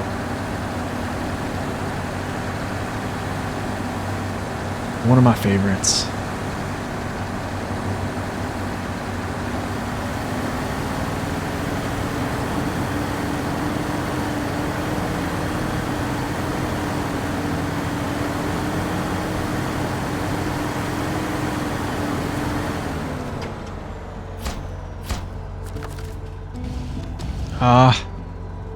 Let's see if I can do a double. Hold on a second, let's see something. Did this the other day, where he pulled a, no, stay. Where he pulled a double. No, don't fall. Can we do it? Yes, sir. Haha. And there's the double. Oh, I should have put on it. Yo. It's awesome. We've taken our first steps towards ski season. Here's your payment. Nice. Thanks, dude. All right, I'm going to refuel from this. I'm going to detach, and then I'm going to delete. Can I delete it? Can I? I can't. I can't even delete this. Okay. Well, I guess I'll just take it back to the garage.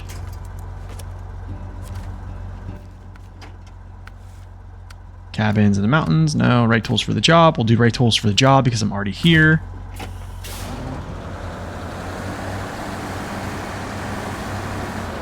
One of your favorites from aesthetic point.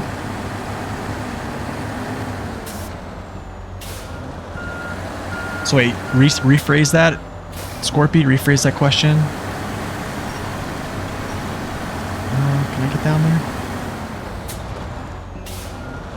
I would say probably aesthetic point of view, probably one of my favorites. Performance-wise, are you talking about the dairy performance? I mean, it gets outperformed by the Kenworth. I mean, that's pretty much a known thing. Do I think it's a super strong heavy truck? Absolutely. Do I think it's probably one of the better heavy trucks in the game? Absolutely. To be honest, I think this probably sits up at the low S tier.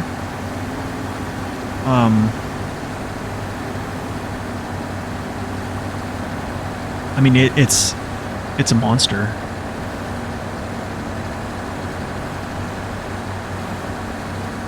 It's a monster. It just there's just quirks you have to deal with. I mean, let's see. I mean, they gave this thing an active suspension. They fixed its terrain collision model, which when it first came out, it was absolutely realistic, okay, per se. We're gonna call it realistic. And by realistic, it was terrible for the current game. I mean, now they made its turning angles so much better, so it turns better.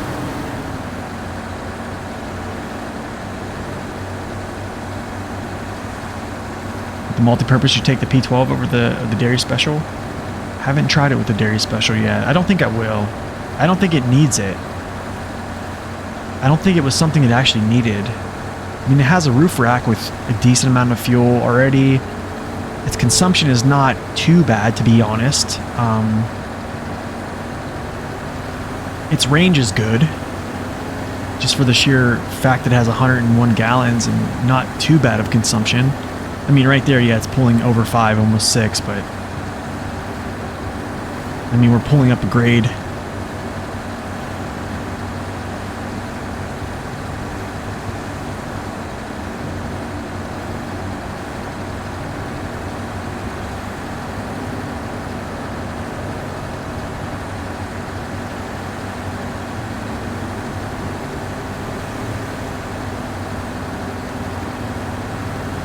That's a good picture, yo. Hold on a second. That's a good picture, yo.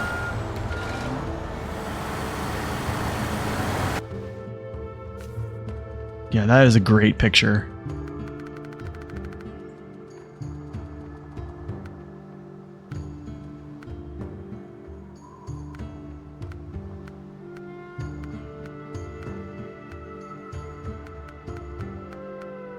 Kind of.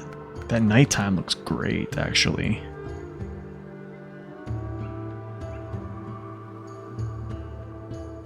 The only thing is, that's a great picture, but goodness, at nighttime you can't really see the front end of this thing.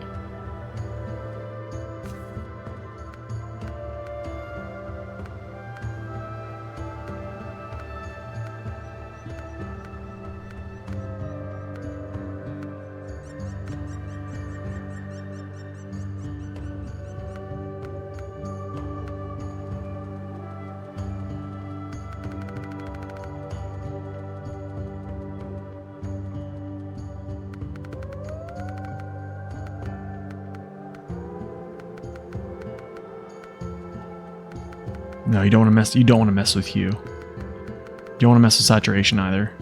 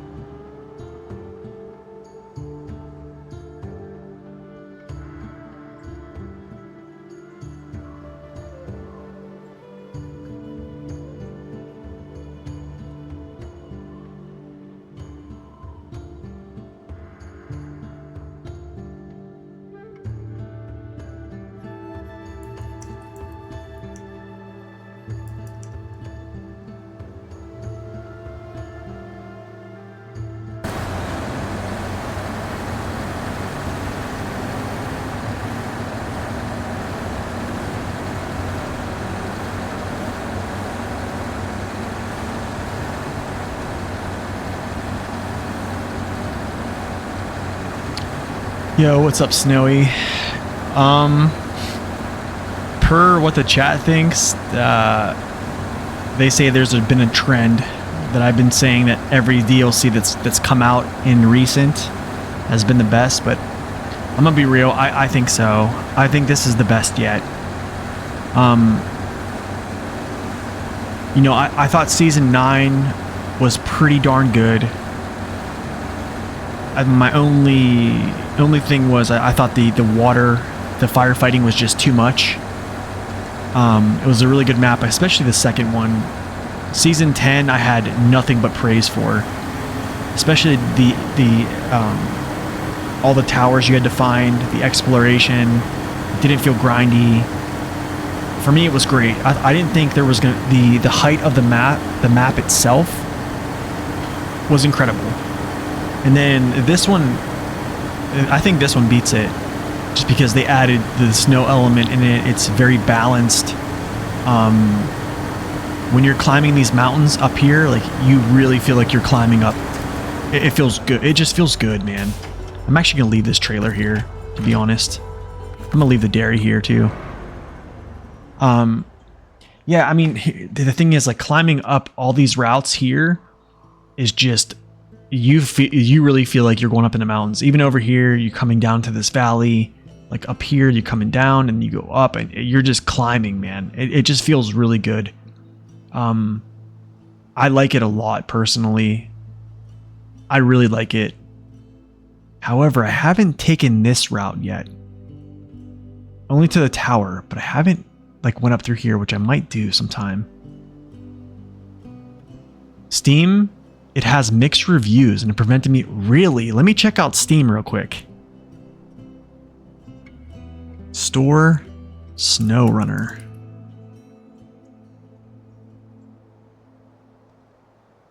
Let's go Snow Runner.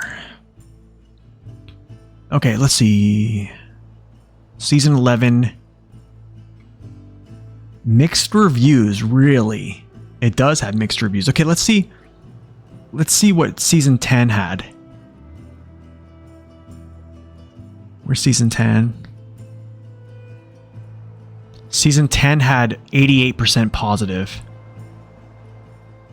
How many votes did this have? 35 reviews versus 86 reviews. I mean, you only have 35 people that have actually rated it, so. And it's mixed, you know what I'm saying? But, I mean, I'm not saying that I'm a source that you should probably trust or make a decision based upon. I think it's good. I think it's a darn good map. Okay, I think we're doing cabins in the mountains, guys. I think this is it. I think we do that. After that, I believe we'll check to see what else we have here, but we might be actually moving to the next map. Who knows? But what are the arguments for mixed? Let me actually look. Let me look. Actually, that's a good question. Let's go Season 11. Where's the reviews?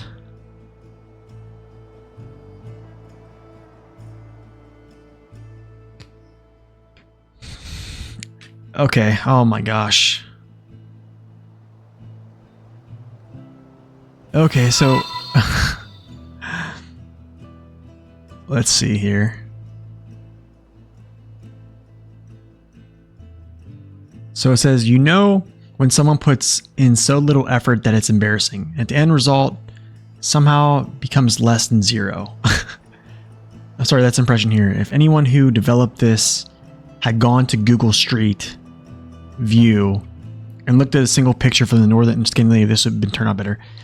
The only thing that reminds me of Scandinavia. Okay, so basically so here we go. This is a person right here, and they have 39 reviews out. So they probably have commented poorly on most of these things. So this is a person who is upset about how Scandinavia doesn't look like Scandinavia based upon what Saber put in with the buildings, the signs, stuff like that. Okay. Okay. The other one says Scandinavia in name only. You can pretty much count new original stuff. Not a single Nordic off-road vehicle.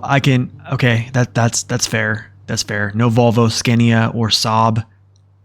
Instead, we get new Russian, of course. The vehicle. Yeah, that's true. One said fix the multiplayer. Other people were saying good, and I don't think I think, yeah. I mean, but I did call it, right? I did say like that. That's pretty much what people are saying right now. Is they don't like. Gotta replug in my controller. They don't like how the map was made. They don't think it feels like Scandinavia. Is essentially what they're saying. Movie trailer that goes to the next map or comes from the next map. A grim background. That goes to the next map. That's next map. That's next map too. Okay, cool. Yeah, this is okay, sweet.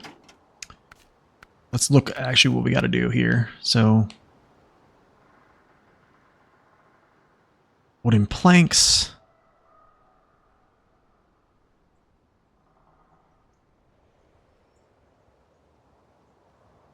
They should have spread out the delivery sites for water, make it less repetitive. Oh, yeah. Yeah, so that's the thing is like, it doesn't, I guess like that's the thing is like, but I could put a bad review on Alaska and say it doesn't look like Alaska.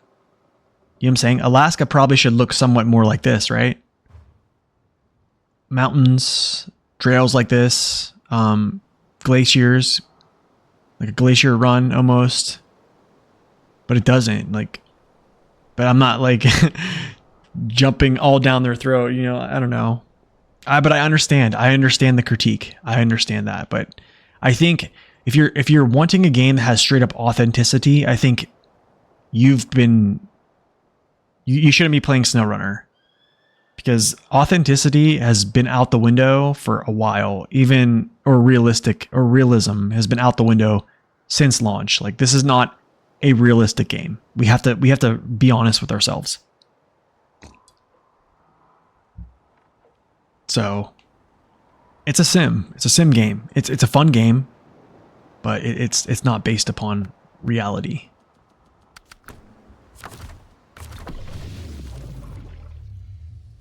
Yeah, it's a game that gives you entertainment, basically. Yeah, essentially. You know what we're gonna do? We talked about this, and I asked somebody to remind me, and you guys failed. No, I'm just playing. But we're gonna do this. I like that one a lot, actually.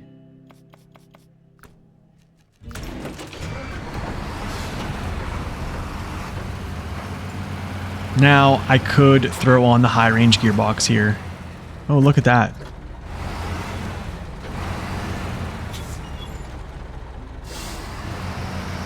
I don't think they're doing any more US maps.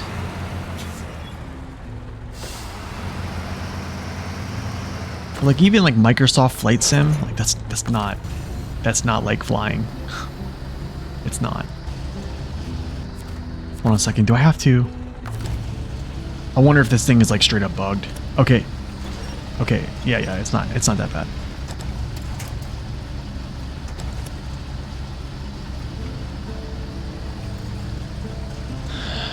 So, for trucks that don't have good fuel consumption,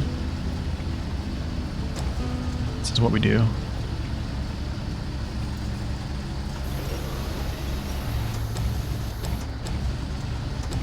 Okay, give me a second. It's gonna take me a while to like get this in the right direction here, guys. So I apologize.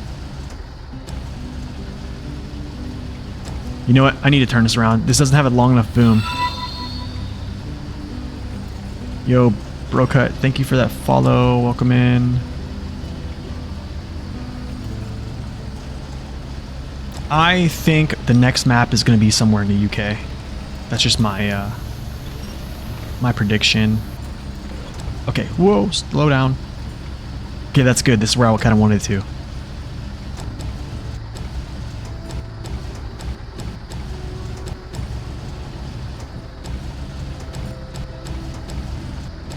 This actually is not bad. Let's back it up a tiny bit, actually.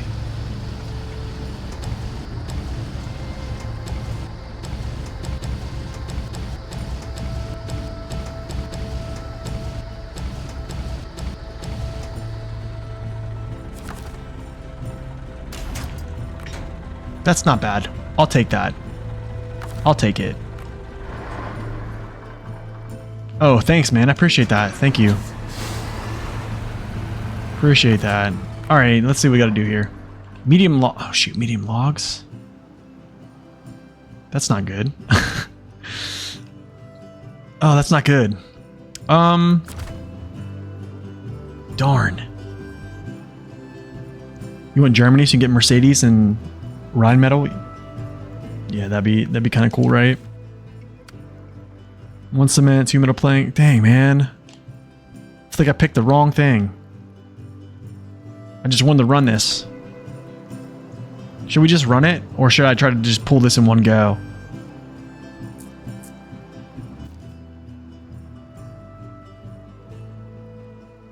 I almost want to just... I don't want to make that trip with... So what I'll do is...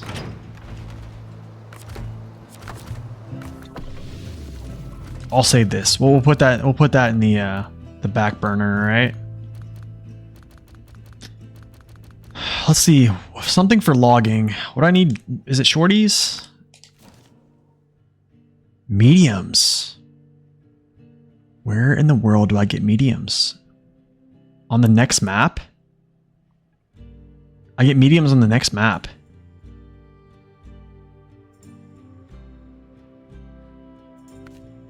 Okay, let me see if there's anything else to do here on this map. If not, guys, we're going to the next.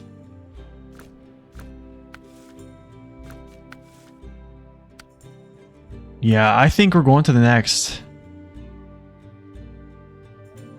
Yep, looks like it.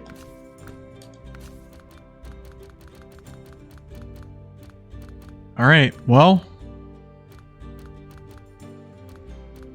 Do we take the Burlak and go, or do we use something else?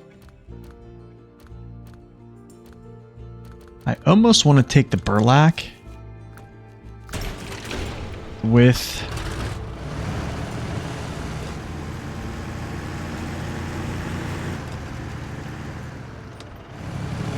It's all right. I'll mess with those later. I'd rather... I think it's time.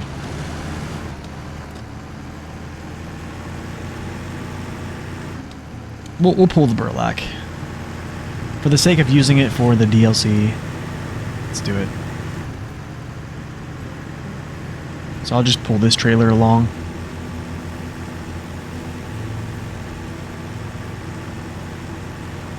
So probably the first thing we're going to do, I'm guessing we'll discover...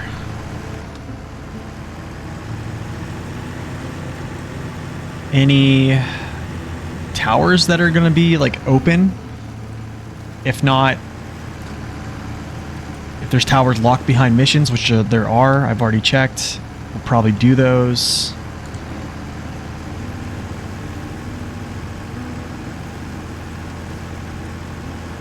And then yeah, we'll use this trailer as needed. Is there a trailer store on the next map? I haven't really looked yet. Gosh, this thing feels much faster in low plus. I don't know, it just feels like it.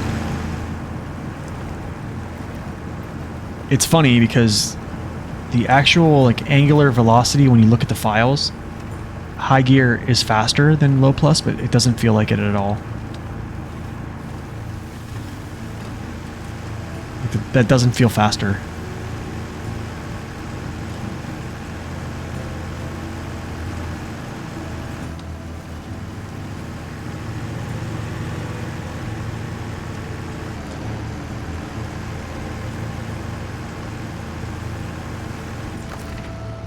You know what, before we do this, let me just do something real quick. Let's just do something. I'm itching, guys. I'm itching. I'm really itching. But what I'm gonna do is this.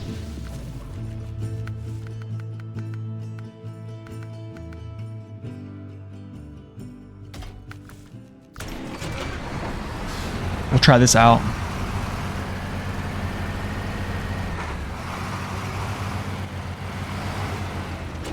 I won't overstack.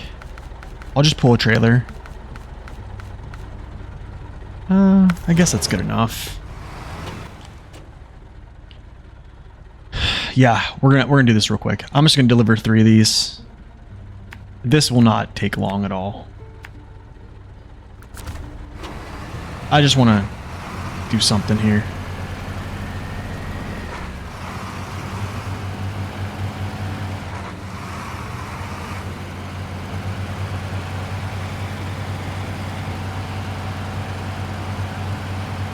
And I very well probably could use the high range gearbox and get away with it.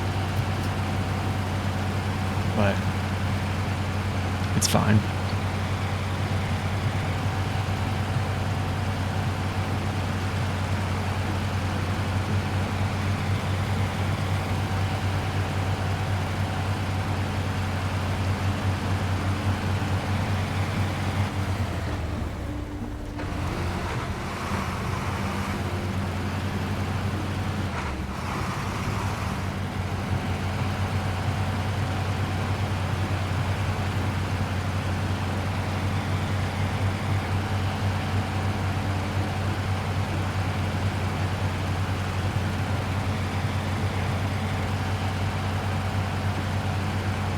So now this way, when we come back from scouting, or even when we go get these medium logs, we'll just deliver the medium logs, immediately jump over to the next section of that mission, and then just pull the cargo. So, I mean, either way, there's going to have to be something like this. Or, yeah, I probably could have just put a medium log attachment, 4-slot bed behind me with the hitch trailer. But it's fine.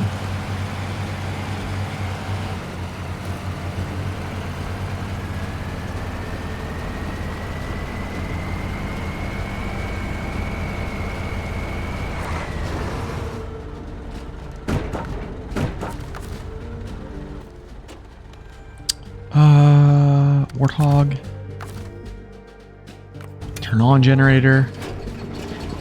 You ever notice this is like really far away? Nope, that ain't gonna work.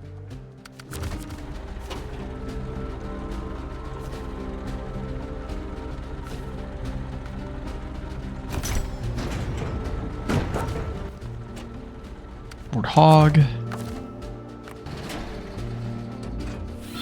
Turn off.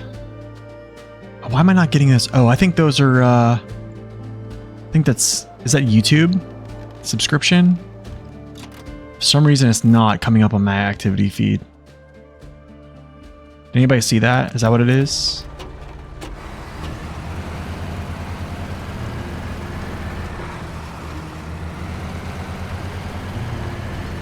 All right, I'm gonna work this pathing out.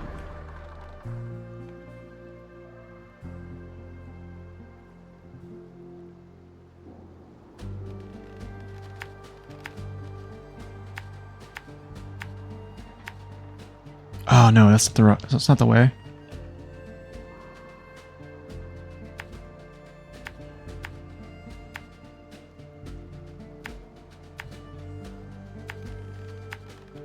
It's actually a pretty good run.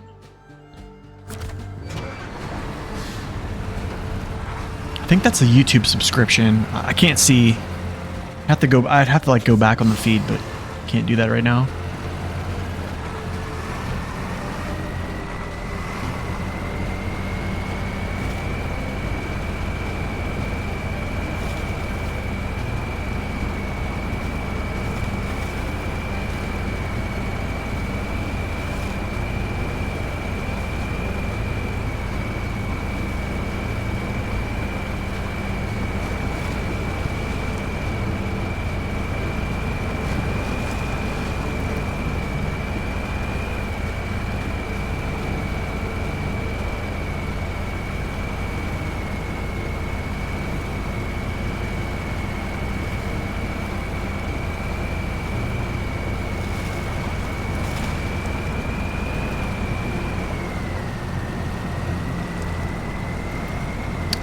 So Foster, they actually do have long logs for it. If you look, check it out. It can do long logs.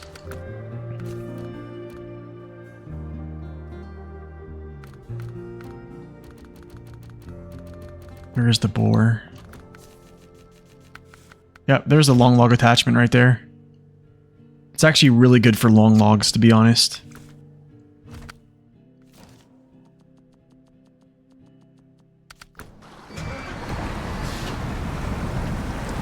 Probably shouldn't have stopped like that in the river. Just a sink.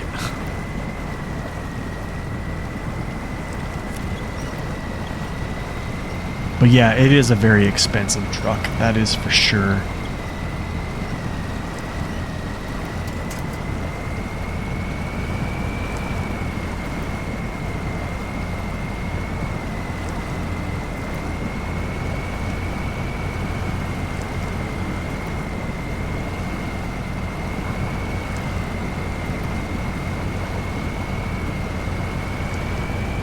No, I do too. I do too. Yeah, absolutely. Yep. Load them up in the semi sideboard bed. I think you can get like 6 of them across the bottom. Basically, you can get 12 total if you really stack them precise.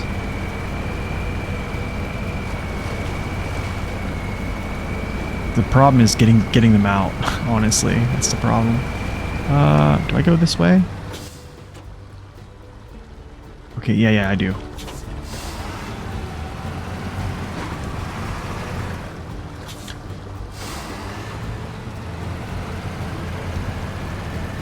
But yeah, I do that a lot on hard mode, to be honest, for long logs. Just because I don't want to do another trip. I do that the same thing for mediums as well.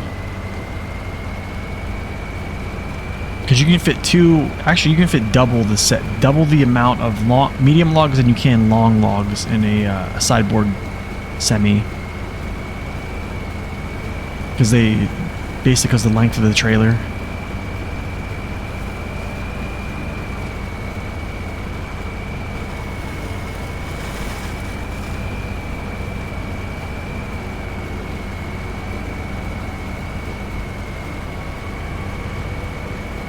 I mean, then again, if you have the Forester for like a medium logs or transferring just tons of medium logs or shorties, I would almost say the Forester is a better option for transferring logs like that. I mean, I think it's arguably it could be better just to put long logs in a medium crane or a medium frame on the Forester and then just deliver them to the location, and then just use the Forester to unpack them and place them on the truck that has an add-on to pack them. Because here's the thing, is like you can put those here. My issue with the sideboard bed is, yeah, you can get those in there and it takes a while, and if you do it right, you can put a lot in there, right? With the Forester, you can put way more, and extracting them is much easier than a sideboard bed. Because you essentially have to dump the sideboard bed out if you stack them 2 rows of 6. 'Cause they're just so hard to get out of the sideboard bench. You have to like, yeah, you can just basically put them on and then you just hold the logs down with an open crane. And plus the Forester doesn't go fast enough to actually jar the stuff out of the frame.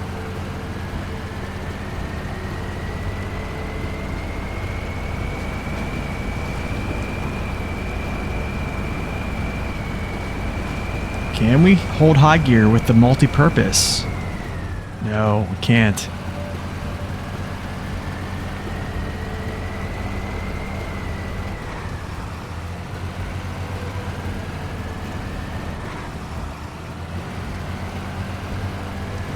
So the only thing is you have to actually,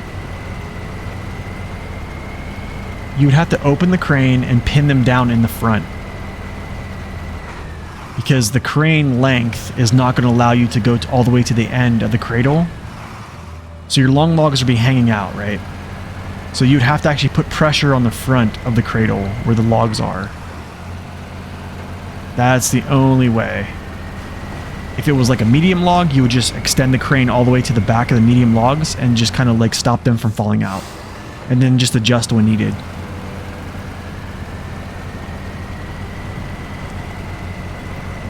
Yeah, this is a good add-on for this truck for sure.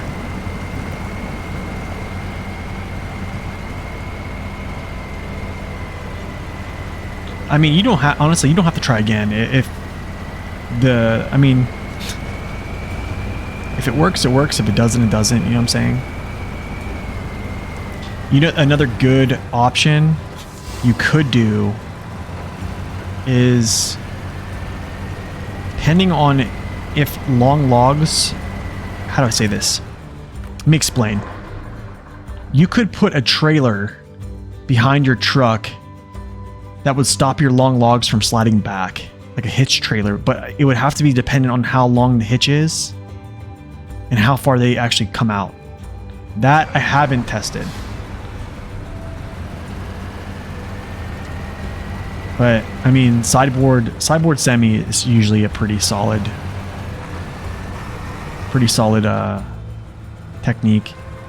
Oh my goodness, what's going on? Am I stuck on something?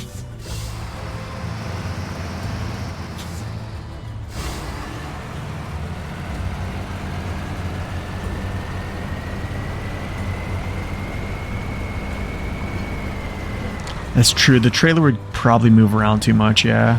Oh my goodness. I don't know about this thing, man. I don't know about the multi-purpose. I mean, we are going up a pretty steep hill.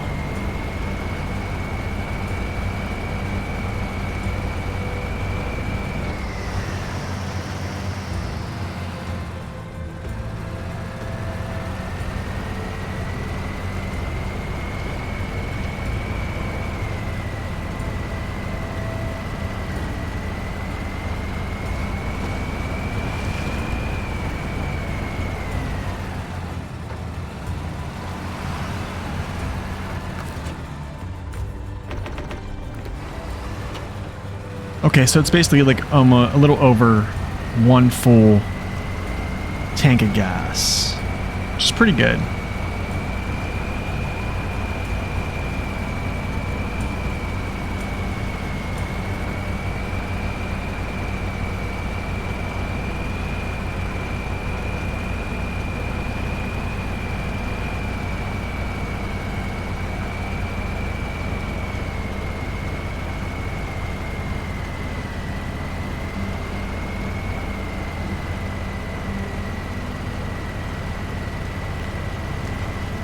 You know what I love about this truck though is you can't damage its engine.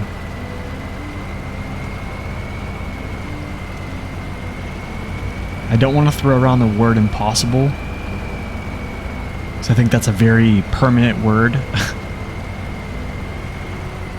But I think you'd be very hard pressed to damage its front engine, or just to damage its engine, I mean.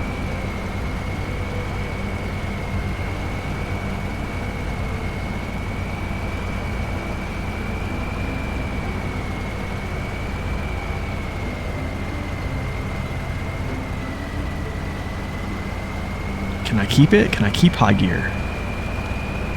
So I'm in high.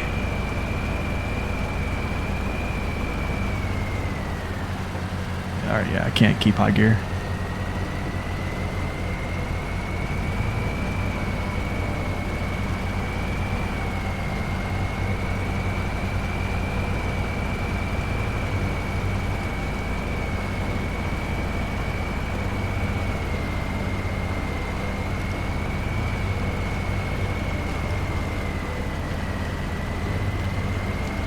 Downhill, let's go.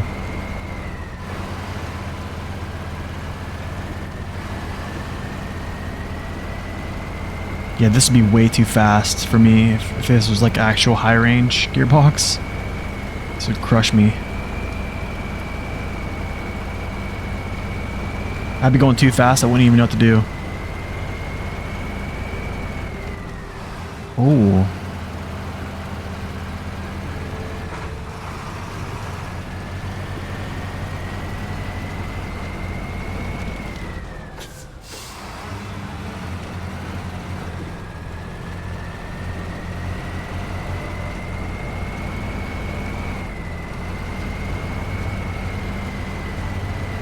I mean, balance-wise, it's doing that's pretty good.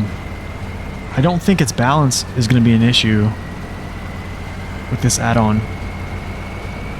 I just think you have to be prepared to not just jam it in high gear at every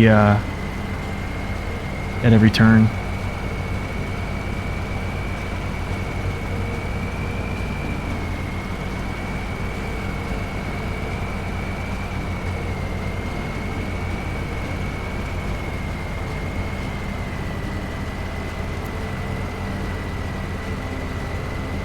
Whoa.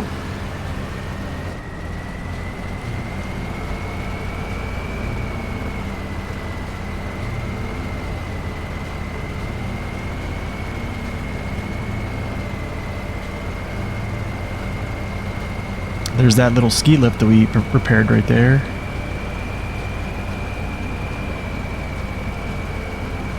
Yeah, these trails are awesome. I mean, they're just balanced, man.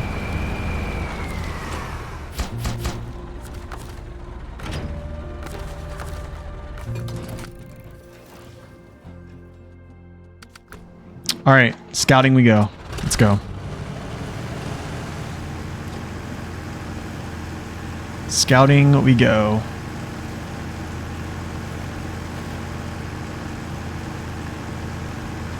You just flipped your ass off with the new add-on? You couldn't set it on its wheels? Really?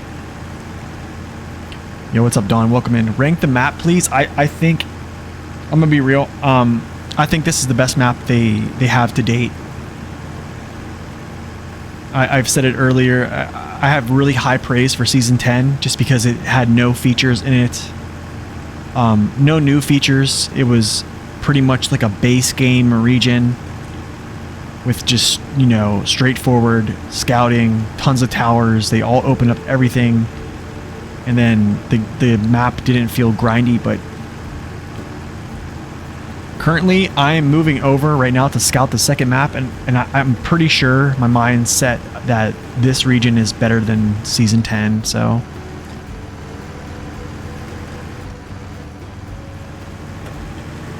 We kind of talked about this earlier about, you know, because people were ranking it, there's like mixed reviews on Steam about it, and most of the reviews are just that, you know, this stuff. Like, this is all American, or this is all English, when it should be in a different language. It should feel more authentic. But if you can get past that, and you can get past that they didn't put in, you know, Scandinavian trucks, I think you'll really enjoy it. I'm thoroughly enjoying it. Here we go. Second map. We're gonna go. Actually, you know what we're gonna do? We are going to rush to get the Neo Falcon. Actually, I think maybe we'll do that and then scout with that. Is that a better idea? It's hard to use the Azov after the Tega. Well, they're just two different two different beasts, I guess.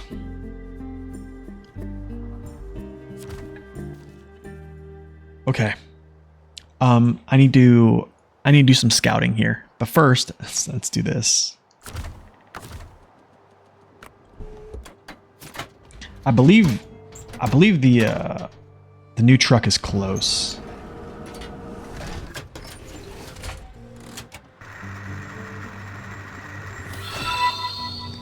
Yo, Captain, thank you so much for that 1 month tier 1 sub. Appreciate it, brother.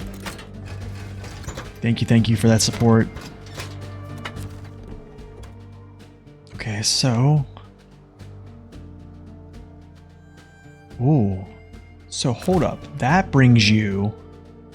This brings me to the eastern side.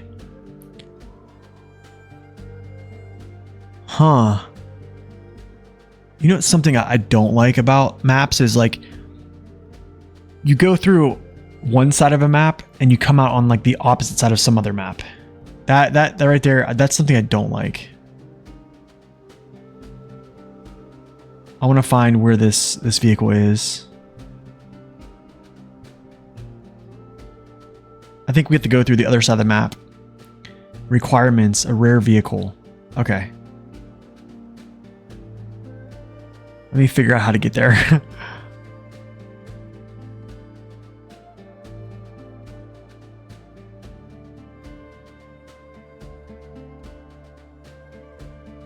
Okay, well, basically head northbound until I run into the road, take the road to the right. At the fork, we make a left. Okay, that seems okay.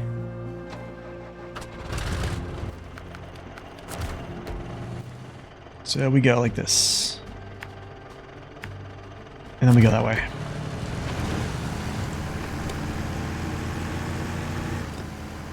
So yeah, we'll unlock the Neo Falcon and then we'll use it to scout this this place out.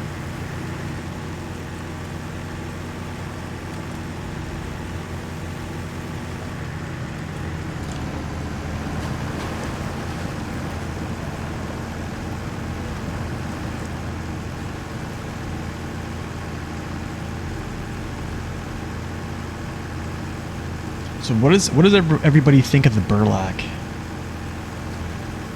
Take a sip of this coffee while I'm sitting here.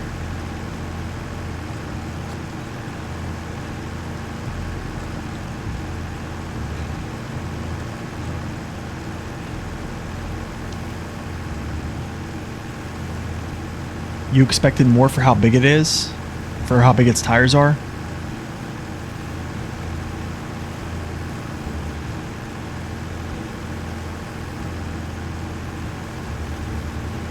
I just think the expectation of rapid performance is not there because of a switchable diff lock. And it just doesn't have as much power as some folks would want. It's just dependent. It's dependent on diff lock so much. Honestly, I'm going to be... How do I say this? It feels... Oh, man. Because it's like a slow and steady scout, right? It's not like a fast pace. Even the Tatran... Actually, the Tatran's pretty rapid. Tatran is like 5th gear all the time. Like, look, here's high gear. And we're hardly moving. Switch diff lock, and we're crawling. Can't do auto. Auto hardly wants to move, too.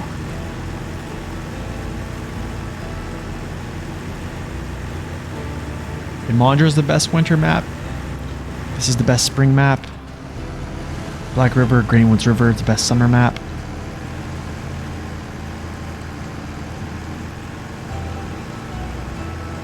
But you only have gotten to Wisconsin, okay.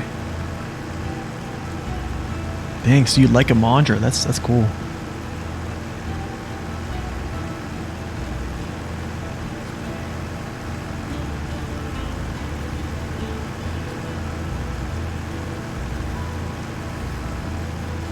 Wait, say that again? From Steam? Is it, you mean like Steam reviews?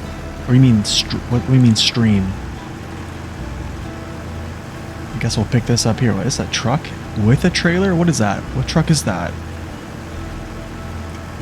What truck is that? Is that a Voron? That's an AE. That's a, yeah, that's an AE sitting there. From Steam?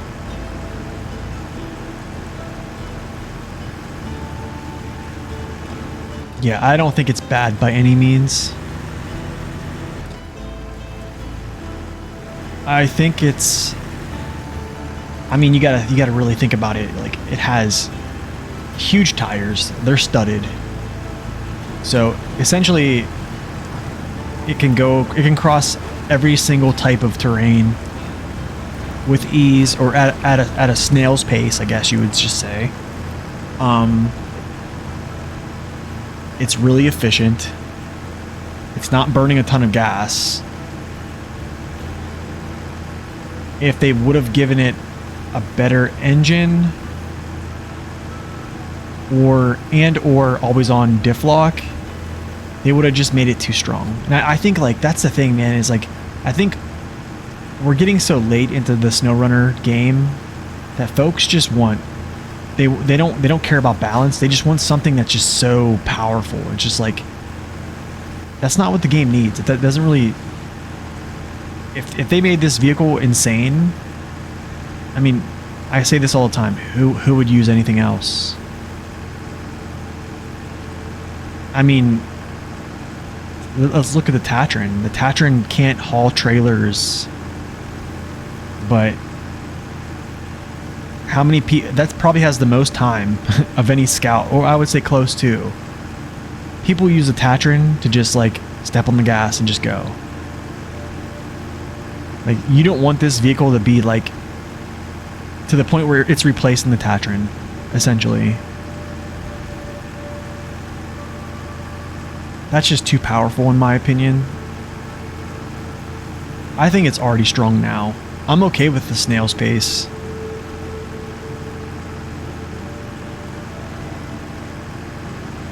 Yeah, no, I think you're right. Because I think people, yeah, that's true. People kind of were expecting like a shock and awe. Or just like a shocking, where am I going? Am I going to get to the road? I passed it.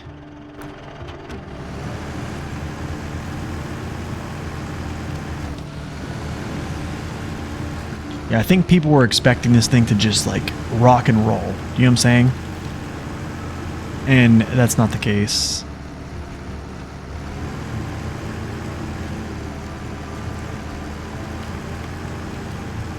It's more of like a slow lumbering. I'll get there while holding my cup of coffee. Let's go. Okay, downhill you can go faster.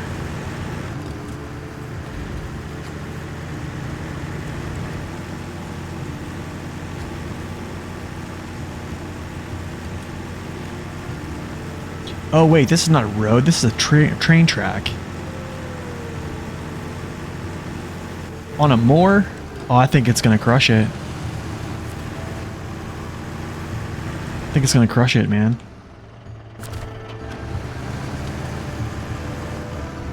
Wait, hold on. I have to look at my cheat code here. Okay, that runs into the road. The tracks run into the road.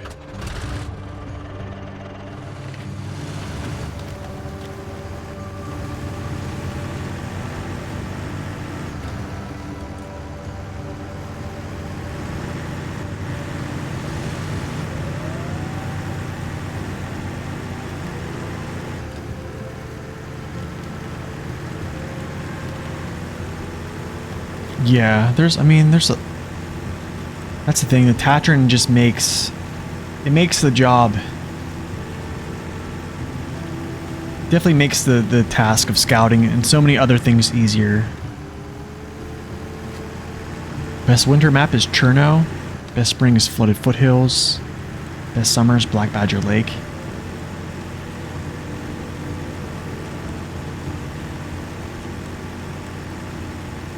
Yeah, I think it's a little bit more useful than Tatran.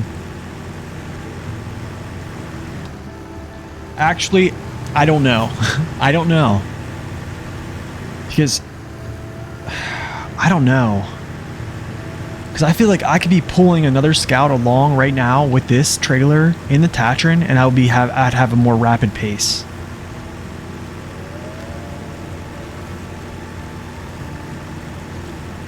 I don't know. It's tough. It's tough. I don't think this stands above the Tatran. I definitely think it's one of the best Scouts in the game for sure. But I mean, the Tatran can essentially rescue any truck in the game.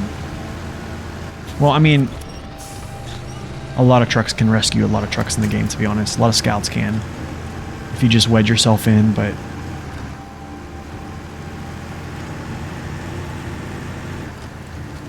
I don't know. I think it's all situation dependent, and it's all driver dependent too. All right, so I need to get on this road.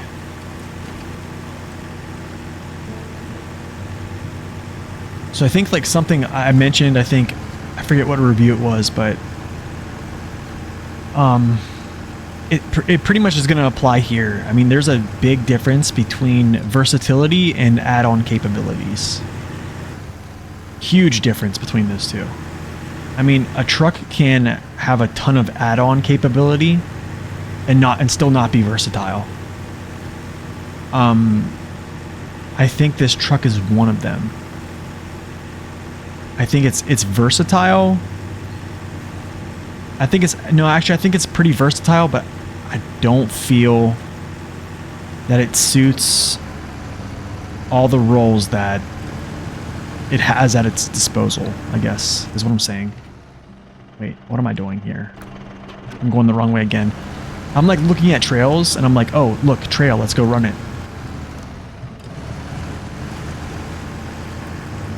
Like, for example, I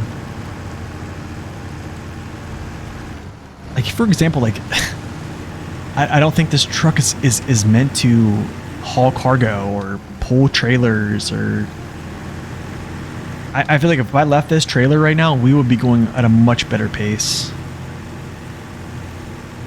Yeah, it's like putting high saddles on short trucks. Exactly, General.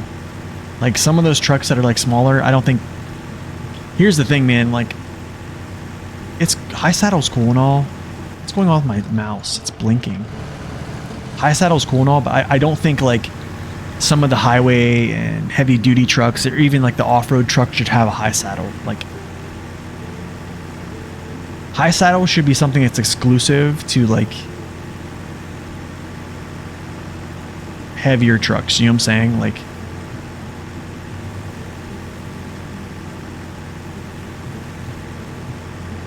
okay, let's see something here. I'm gonna pop this radar trailer real quick.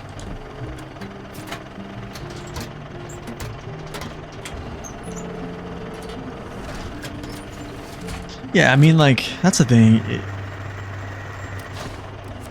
Oh, here we go. Here we go. A rare vehicle. There it is. So, actually, I could have went this way and been fine. All right, let's go get our Neo Falcon, and then we'll switch vehicles.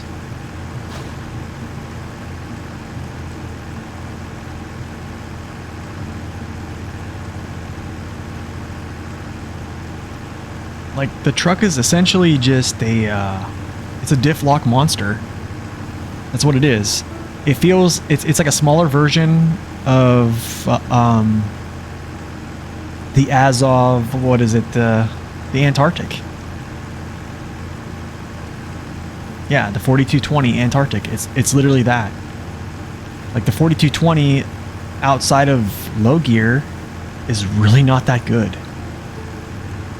You know, tires don't spin unless you just throw high, and then if you throw it in high, yeah, you'll get a little bit better performance, but in deep conditions and low gear, the Antarctic, it just crushes things, man. It feels great.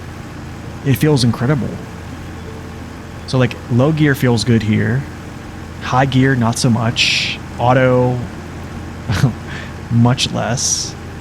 Or a bigger version of the R. Yeah, that's true. Or a bigger version of the R.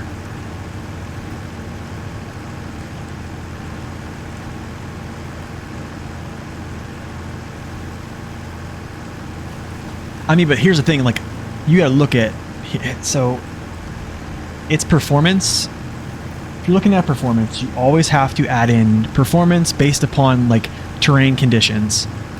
And there is no other scout that can go through every terrain condition in the game. Not even the Tatran. The Tatran can't navigate broken ice. This can do that. That is a huge factor, okay? And then another thing is it's a crossover scout, meaning that it can use deliver to the repair station. Where's the repair station? Okay, let's go.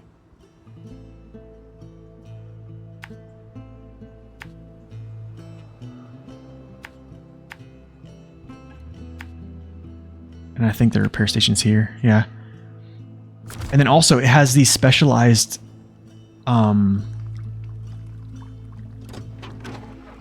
hitches that you literally, I've been saying this, so like here's the crazy thing. I think Saber has checked out the channel. Here's why.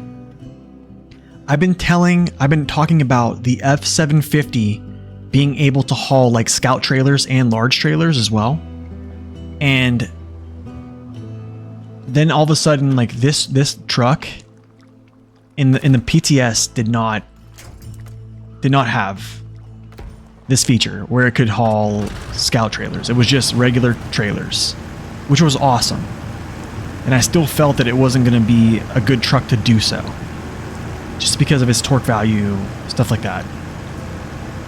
And then they gave it an ability to haul both by changing the saddles, which makes it very strong, even though it can't support that role as good as we really think.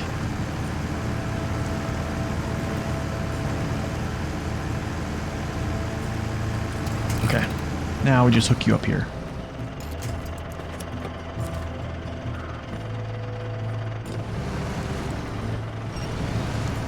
Nice, man. Yeah, it is a beautiful day, man. It's been cold here in Ohio. I think we actually got down to freezing point. Not last night, or I think it was the night before. Got down to freezing point. And now it's just beautiful, man. It's gonna be like, I think it's gonna get up to like 71 this week, and then it's gonna start dropping again later. Yeah, next week we get cold.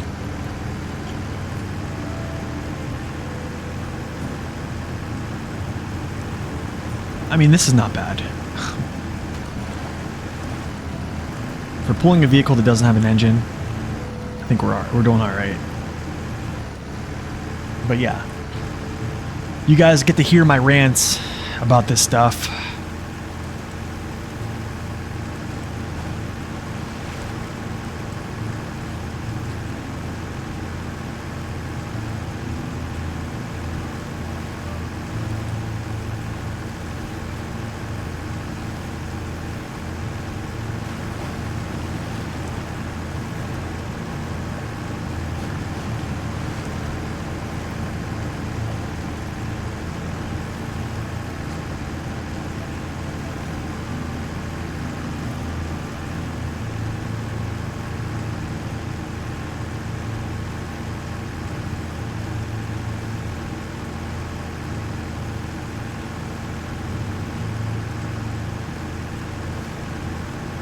I love these. I love these little transitions, man. The little, like, triangles on trails now. I feel like people that use really large trailers are going to have a much better time with that. I think District will be proud using his 8-slot trailer. Dang, cheeseburgers on the grill. Do you have like a, is it like a flat grill? Like almost, like what is that? What are they called? Is it called a Blackstone? Is that what it's called? Like a flat griddle? Man, I've been wanting to get one of those. But yeah, there's always that one factor, which is money. But I want to like recreate like an In-N-Out burger. like one of my favorite restaurant for burgers is In-N-Out for sure. I used to go there and get like a 4x4 In-N-Out burger, animal style. Told them to add chilies. They would put chilies on it for me, and then I'd get like an animal style fry, and I would get like their Thousand Island dressing that they have, which is like their In-N-Out sauce, and I would just smother it in everything. Yours is the indirect grill? Infrared, not indirect. Oh, infrared? What? I've never heard of something like that, but it sounds really unique.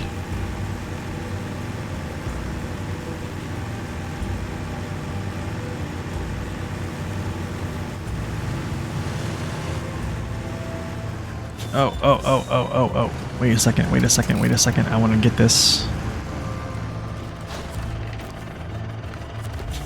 Yeah, it is kind of a unique, kind of a weird name, By the Lake. I thought, you know what I thought was kind of weird, Jigsaw, was they named the other one, it's called like Mountain, what is it, Mountain Ridge, which is good, but I feel like I'm gonna say Mountain Ridge, or I'm gonna say Mountain River, and I'm gonna confuse people with saying like vice versa, because like Mountain River, Alaska, to Mountain Ridge, Scandinavia. You know what I'm saying? It's just like for me, it's just too close. I'm like, I don't know. Oh, it's just like that, huh? It's like that. A rare vehicle. Isn't she a beauty?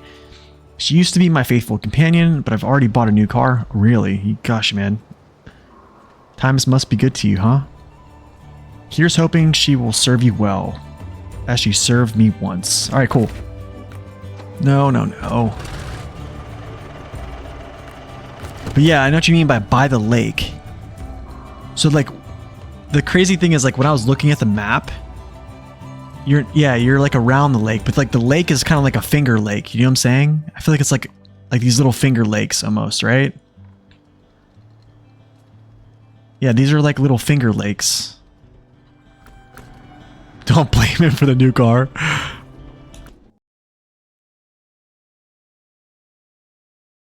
I know, right? 14%. Goodness, man. All right, guys. Here we go. Oh, what engine is this? I think this is the same as... Oh, gosh, what does this have in it? I think it's like... Is it 60,000 torque?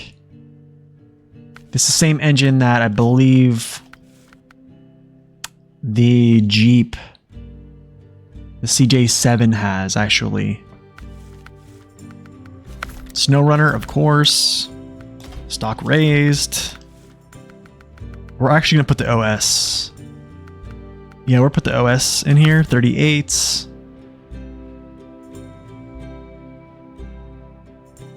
It's a river? That's funny. That's actually pretty funny. Gaugeable. Actually, you know what? I have to take the spare wheel off. No, it's not. I don't think it's Scandinavian. I forget what this is. Does anybody know? I haven't looked up the... I don't think this is a licensed vehicle. Is it Indian? I forget what it's based off of. The Burlak is. The Burlak is... No, well, it's not Scandinavian. The Burlak is actually a licensed truck. It's called a Mahindra? I'm not sure. But I know that you can't have this on to tow trailers, so... Kind of like that, but you need a tall facing. I'm not going to put the safety cage on. I will put the small roof rack. I don't know if you can have this. I'm going to see real quick.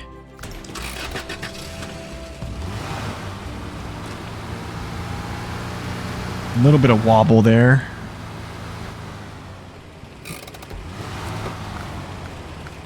Yeah.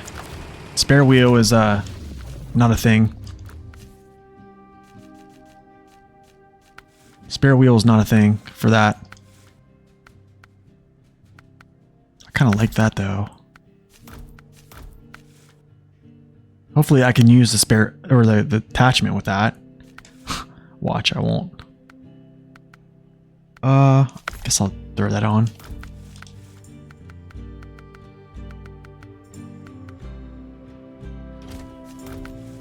Yeah, I don't want that stuff.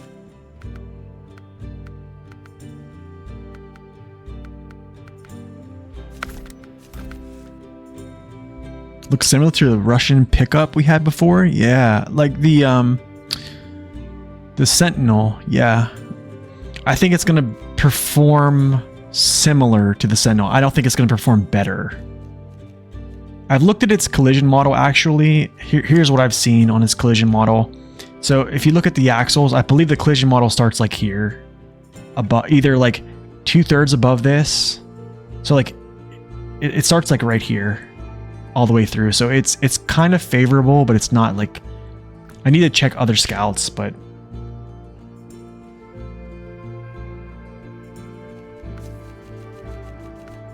okay, let me check out some stuff here. Okay, that's the standard. That's not bad.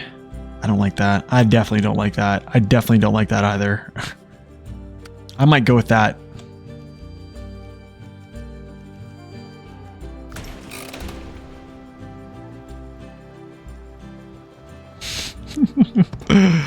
All right.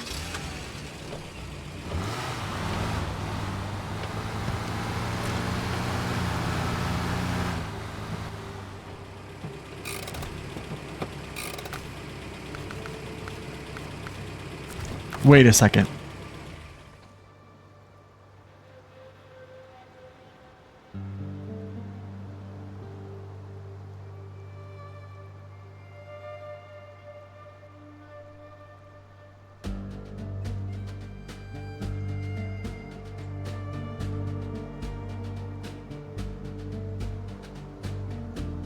Can you guys see this? Is this in the center of your screen?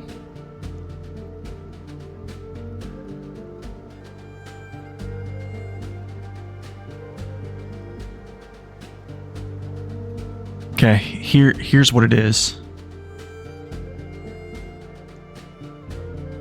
Okay, so check this out. I'm gonna recover this real quick. So it has the Het V6V, has the Het 6V550 engine. That's 50,000 torque. I don't have a link to that. No, this is just my own personal document I kind of work on. I need to actually update it. This is the same engine. I need to actually add the vehicle here on the right. So it's the same engine as the CJ7. So it's 50,000 torque. Okay. Consumption wise, I hope it's good. Snowy. Dude, I hope it's good. Honestly, man, I really hope it's good. I haven't looked at its consumption, but I know this. I know that the CJ7's consumption is garbage and it can't tow a trailer. I know that this consumption on the CJ7 is garbage with this engine opposed to its brother that has the 6.2 Tango, which is 120. Oh, you thought it was the Resvani Hercules? Okay, so the Resvani, where's the Resvani at? Do I have the Resvani on here? Yeah. Same one. Yeah, this engine's awesome, dude. So I think you're talking about this one right here. This engine here. However, I mean, here's the thing. With these Scouts that can use this engine here, you probably don't even need the top engine. You're not going to be pulling... How to say this? You're not going to be pulling things that require that much torque. You're never going to see axle freeze ups, but I do like having the option, I would say. All right, let's get back to it, guys.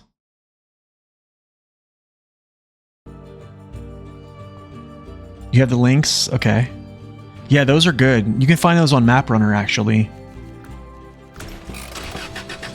Let's go. So it says A+. So, oh gosh, it's already at 1.2 gallons per minute.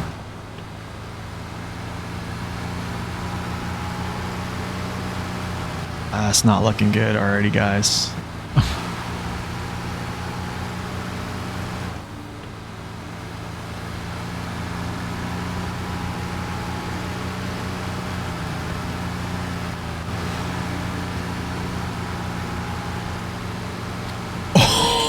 That was my fault. No, that's my fault. Hold on. That's my fault. That's my fault.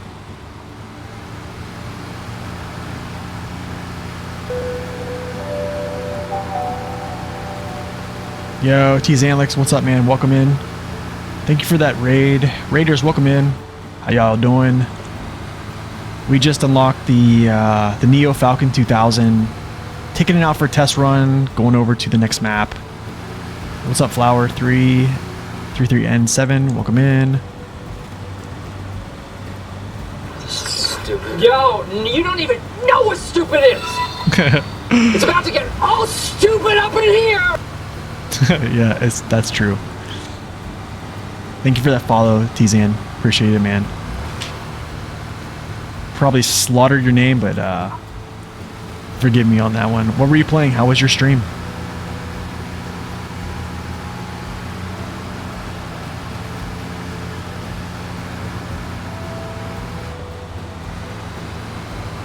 Oh, you're learning? Nice, man.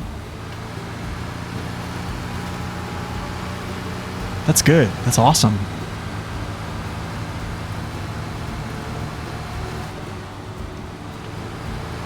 So you just started the game? Just started SnowRunner? Just picked it up, I'm guessing? Okay, it's not too bad. I'm not really going in the mud right now. Yeah, exactly. Exactly, Captain.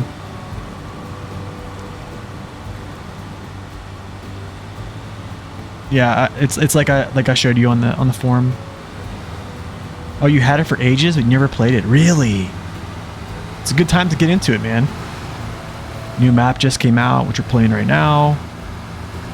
Gosh, I've been playing this game for so long.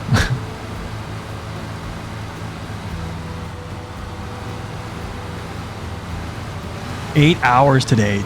That's awesome. What map? What region?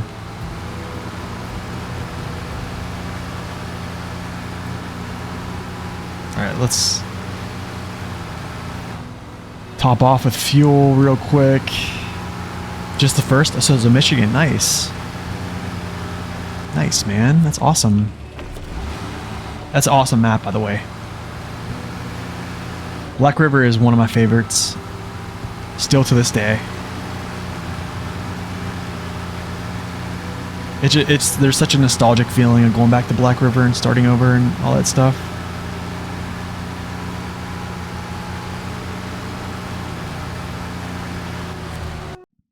All right, let's go pick up this trailer. You're still learning and getting the feel for the game? That's awesome, man. It takes a while to get a feel for it, for sure. All right, so you play with a steering wheel. Oh, that's legit. This might not be a good idea, actually, going up this way, but I'm gonna try to get over here and grab this trailer. Actually, I won't grab the trailer. I just want to get over here and I want to get this tower. This is the only tower we have, and then I have to, all the other towers are locked behind missions, so just want to test this out. There we go.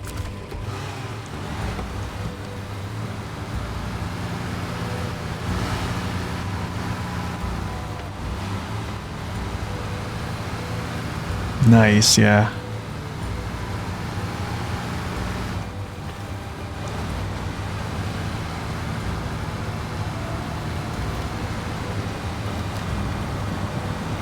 Yeah, man, if you ever need any type of like tips or anything like that, that it literally essentially is what my channel is for.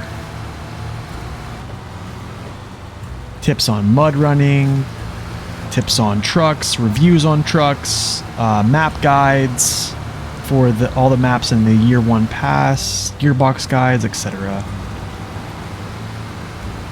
Literally, we nerd out on this channel with SnowRunner a lot.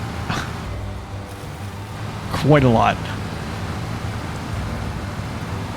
No worries, brother. Thank you for that raid. Thank you for that follow. I'll definitely return that.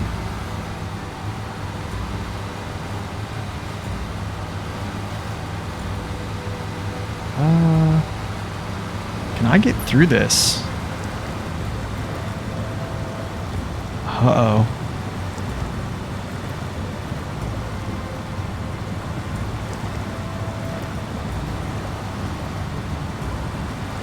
Okay.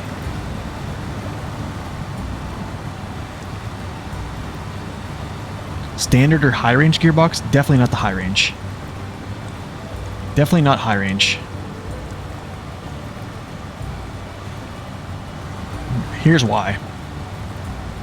I don't think the Burlak has. I think if you had a diff lock that was always on, engaged, yeah, then I would say yeah. Man, when I get the high range gearbox here, I'll just try it out for you. But I don't think it has enough power. And I just don't know. I just don't know if it's a good call. Being that like low plus feels faster than high with its current stock gearbox, and just feeling that all its wheels are not spinning even with high gear engaged. I don't know, low plus feels really good in the Burlak. Every other gear feels kind of meh. Okay, so we got through it. Snail's pace, but it's alright.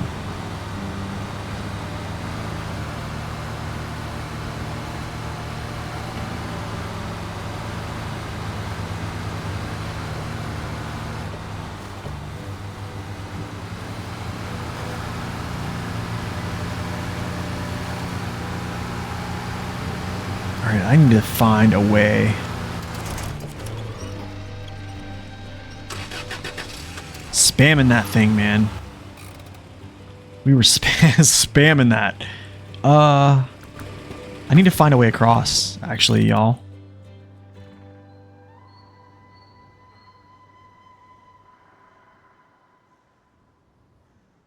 I need to find a way across. I think I'll just cross here. I think I'll just cross here.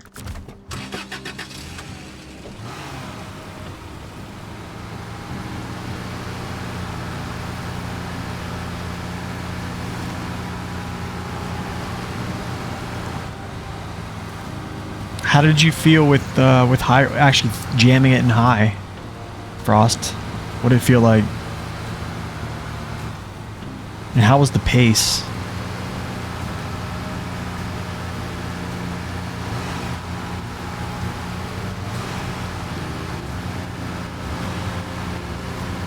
What do I feel this truck feels like right now? You know what this truck feels like, kind of? Not much faster? Oh gosh. It's wobbling. It's wobbling around like a Wrangler, but its balance is nowhere near a Wrangler right now. Loaf as well, yeah. Wobbling like a Loaf, but Loaf has better balance for sure. I don't want to say it's not tippy. I am driving like a madman right now. Yo, Reed, thank you for that follow. Welcome in. Well, this is a good river crossing, actually. This is the Neo, yeah. Sometimes without diff, it would slow down more, so I swapped over. Yeah, that's how I felt in high range. That's how I felt, not high range, that's how I felt in high gear with the stock gearbox. Or even just using auto. So I was like, just leaving it in low plus with diff.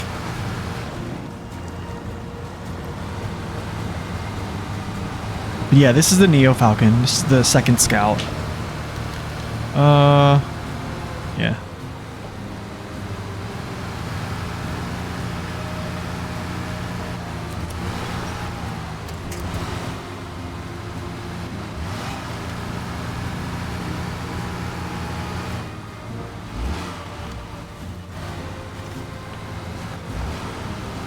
Oh shoot, I probably should have kept going straight. Oh, nice. Except for, I'm going to delete this right now. Y'all probably think I'm crazy. I just don't care. Have enough money. Oh no, no, no, no, no, don't get stuck on this. Oh, come on.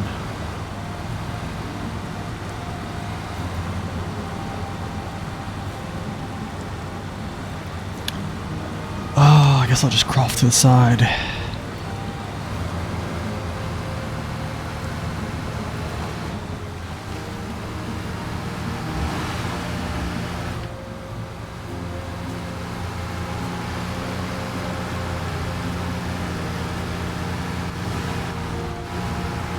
I definitely will be going around that part from now on. Okay, so no, you know what? I guess let's go down a little ways. We'll follow this road.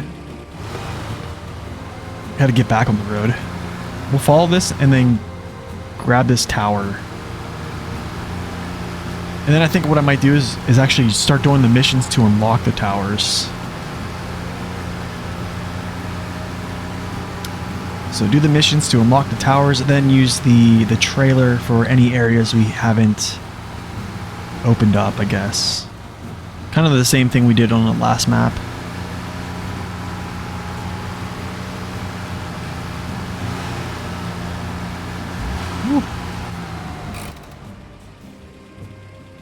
Down farther, huh, I'm guessing.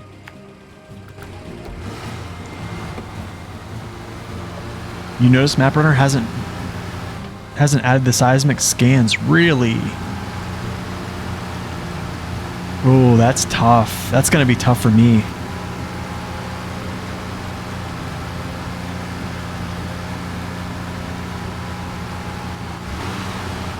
I think this is it here. Yeah, this is it.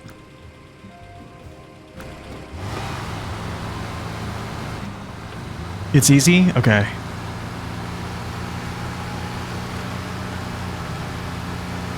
You do find those fun?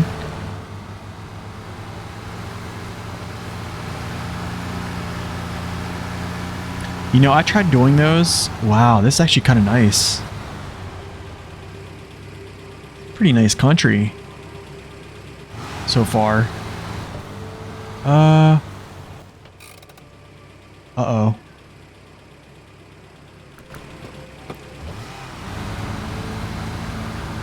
I see.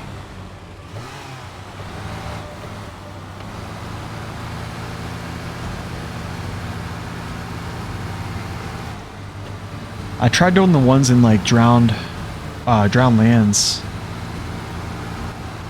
before without any help, and that was kind of tough.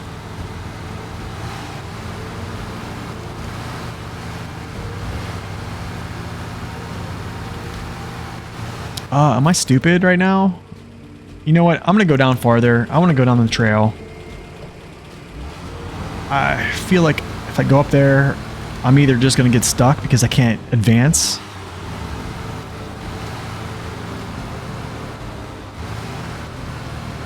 Maybe because it's a task, not a contract. Oh, that's probably right. That's probably right. Because I think the ones in drowned lands are contracts, right? Alright, let's find this road. That's not it. I feel like this just carves right up too. You know what I'm saying?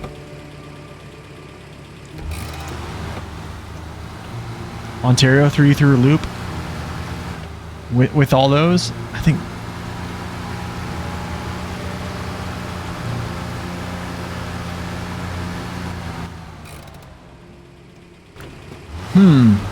Where is this? I'm just gonna continue. Ooh, hello. Hold on a second. I want to get up there.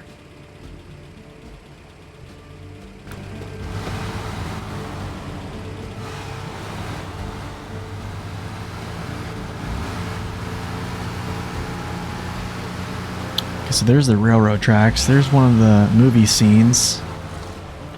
I'm going to jump down here.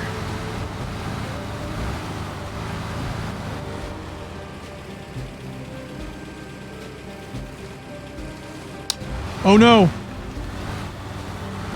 I can't believe I did not just tip over. You must have driven back like... Dang, man, that's crazy. There we go. Alright, cool. I know where to go. Oh, this is where that scene is, little shot.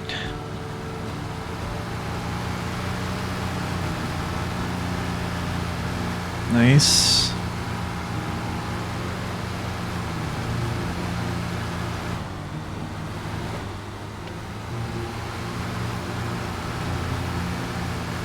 I mean, so far the Scout's not bad. I just don't think it's anything special compared to like the other ones.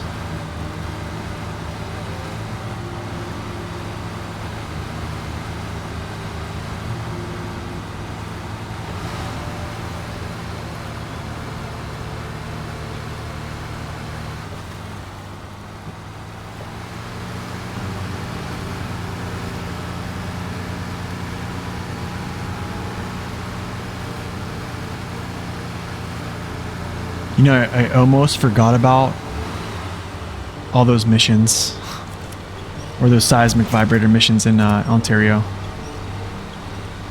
That is another. That's going to be another critique that I didn't like. They're just weird. Wait, weren't some of them? Wasn't there one like right here? Wasn't there one like over here somewhere? Or like in here, or it could have been like right here. I forget, man. That was like what, 2 seasons ago? 2 seasons, like 6, maybe 7 months ago, perhaps. They were all in the burnt terrain, yeah. So I was close.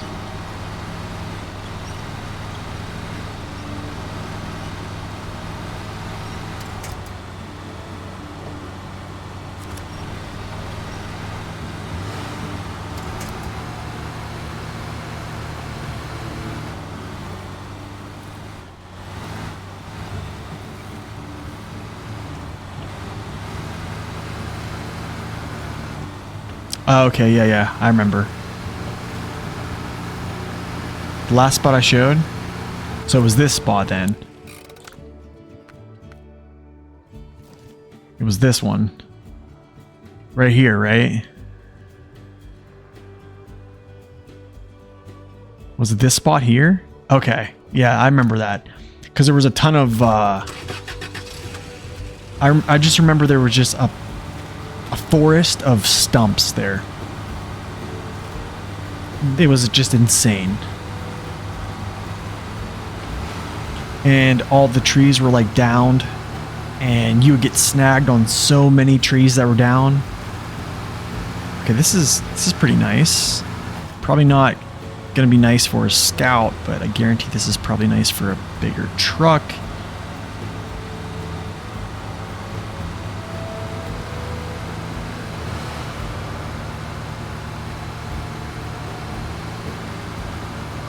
Yeah, they were pretty brutal. Yeah, they are the worst part in night, for sure.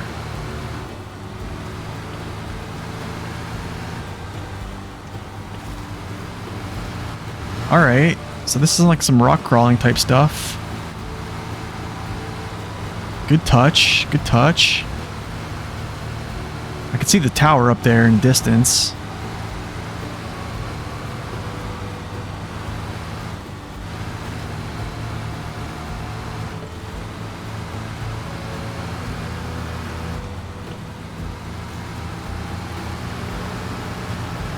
And diff lock. And slow.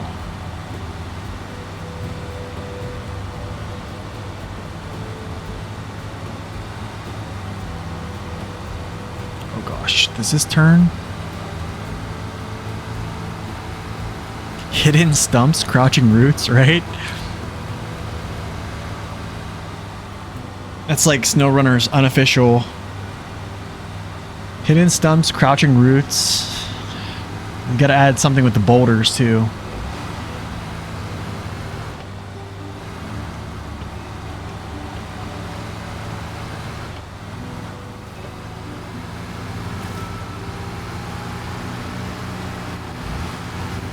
Oh, I meant to miss that.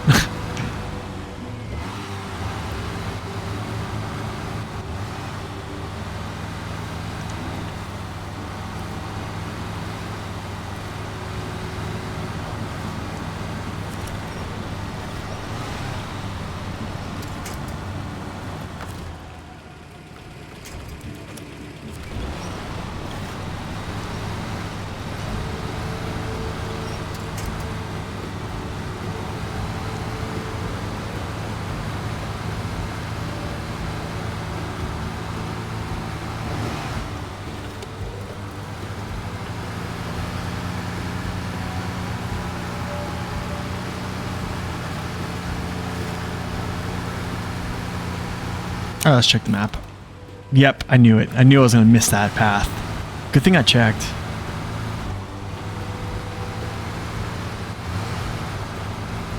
Okay, so I don't think this truck is like unstable. I feel like there's so many opportunities I gave it to just straight up roll over on me. And it hasn't. I think it's pretty good. Even with a roof rack. Except, speaking of the roof rack,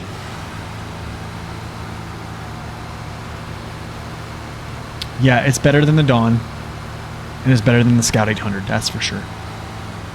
that is for sure. I would probably rank this like so far.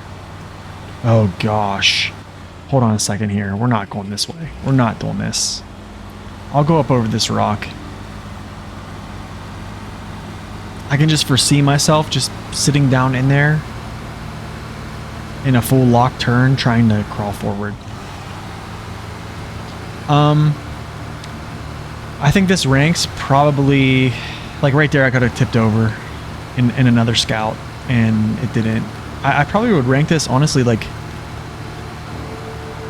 I would say close to the Sentinel.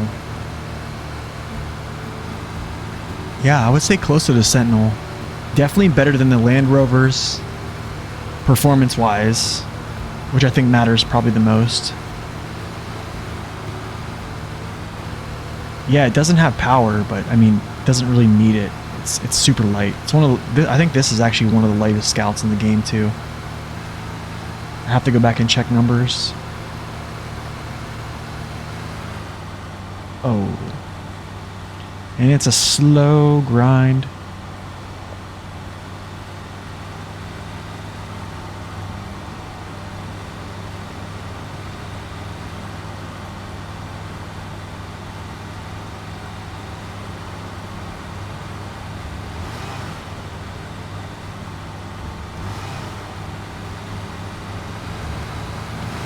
Engine sounds pretty cool too. Whenever you switch gears and stuff, like.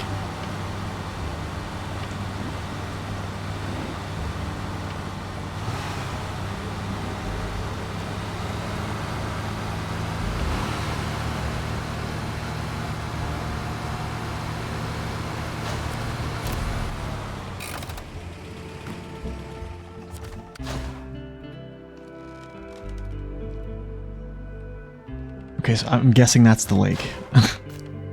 I'm guessing that's the lake. How does it compare with the Yar? Oh, it doesn't compare. There's not many Scouts that compare with the Yar in deep mud. The Yar has those big wide tires that keep it basically on the surface. I mean, it's kind of like the Yar has the same tires as the Con Marshall. And the Yar has 6 of them, so. I mean, the Yar has the same engine as, I believe, this truck here, the Burlak. Yeah, the issue with the Yar is when it rolls over, because it's a very tall truck. And I think that's going to be the same thing with the Burlak, is like when it rolls over. Yeah, the Yar was the OG, yeah, for deep mud. Yeah, it'll just do it, man. Dang, I'm thinking I should have went down here and got this. I'm thinking I should have just went down there and got that before I climbed up here, but it's whatever. So essentially, we have to...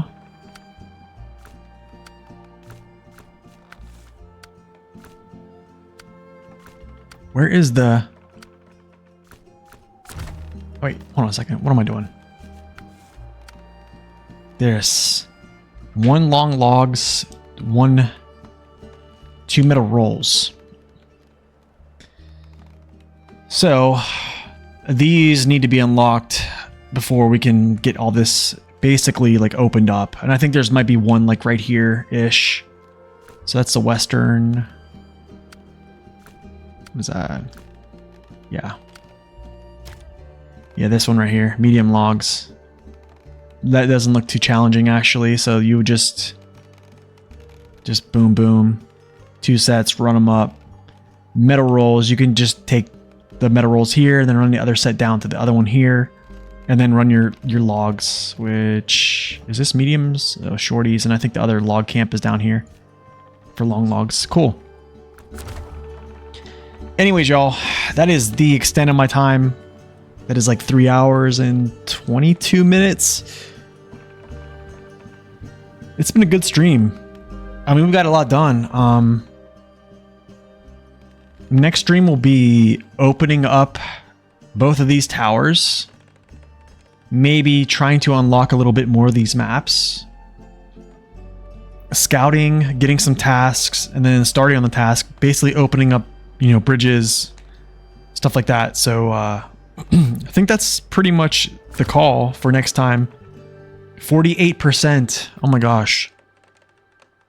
48%. We have, what, 4 episodes now that have been around like, what, 3 hours a piece?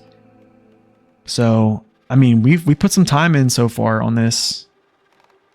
But anyways, y'all, it has been great. It has been fun, and I'm out. So, you guys have a nice day. Enjoy the weather if it's nice where you're at. If not, hope you enjoy the rest of your Tuesday. And hopefully, guys, I will see you guys back here tomorrow for some more adventures. So, until then, stay upright, and God bless. We'll see ya.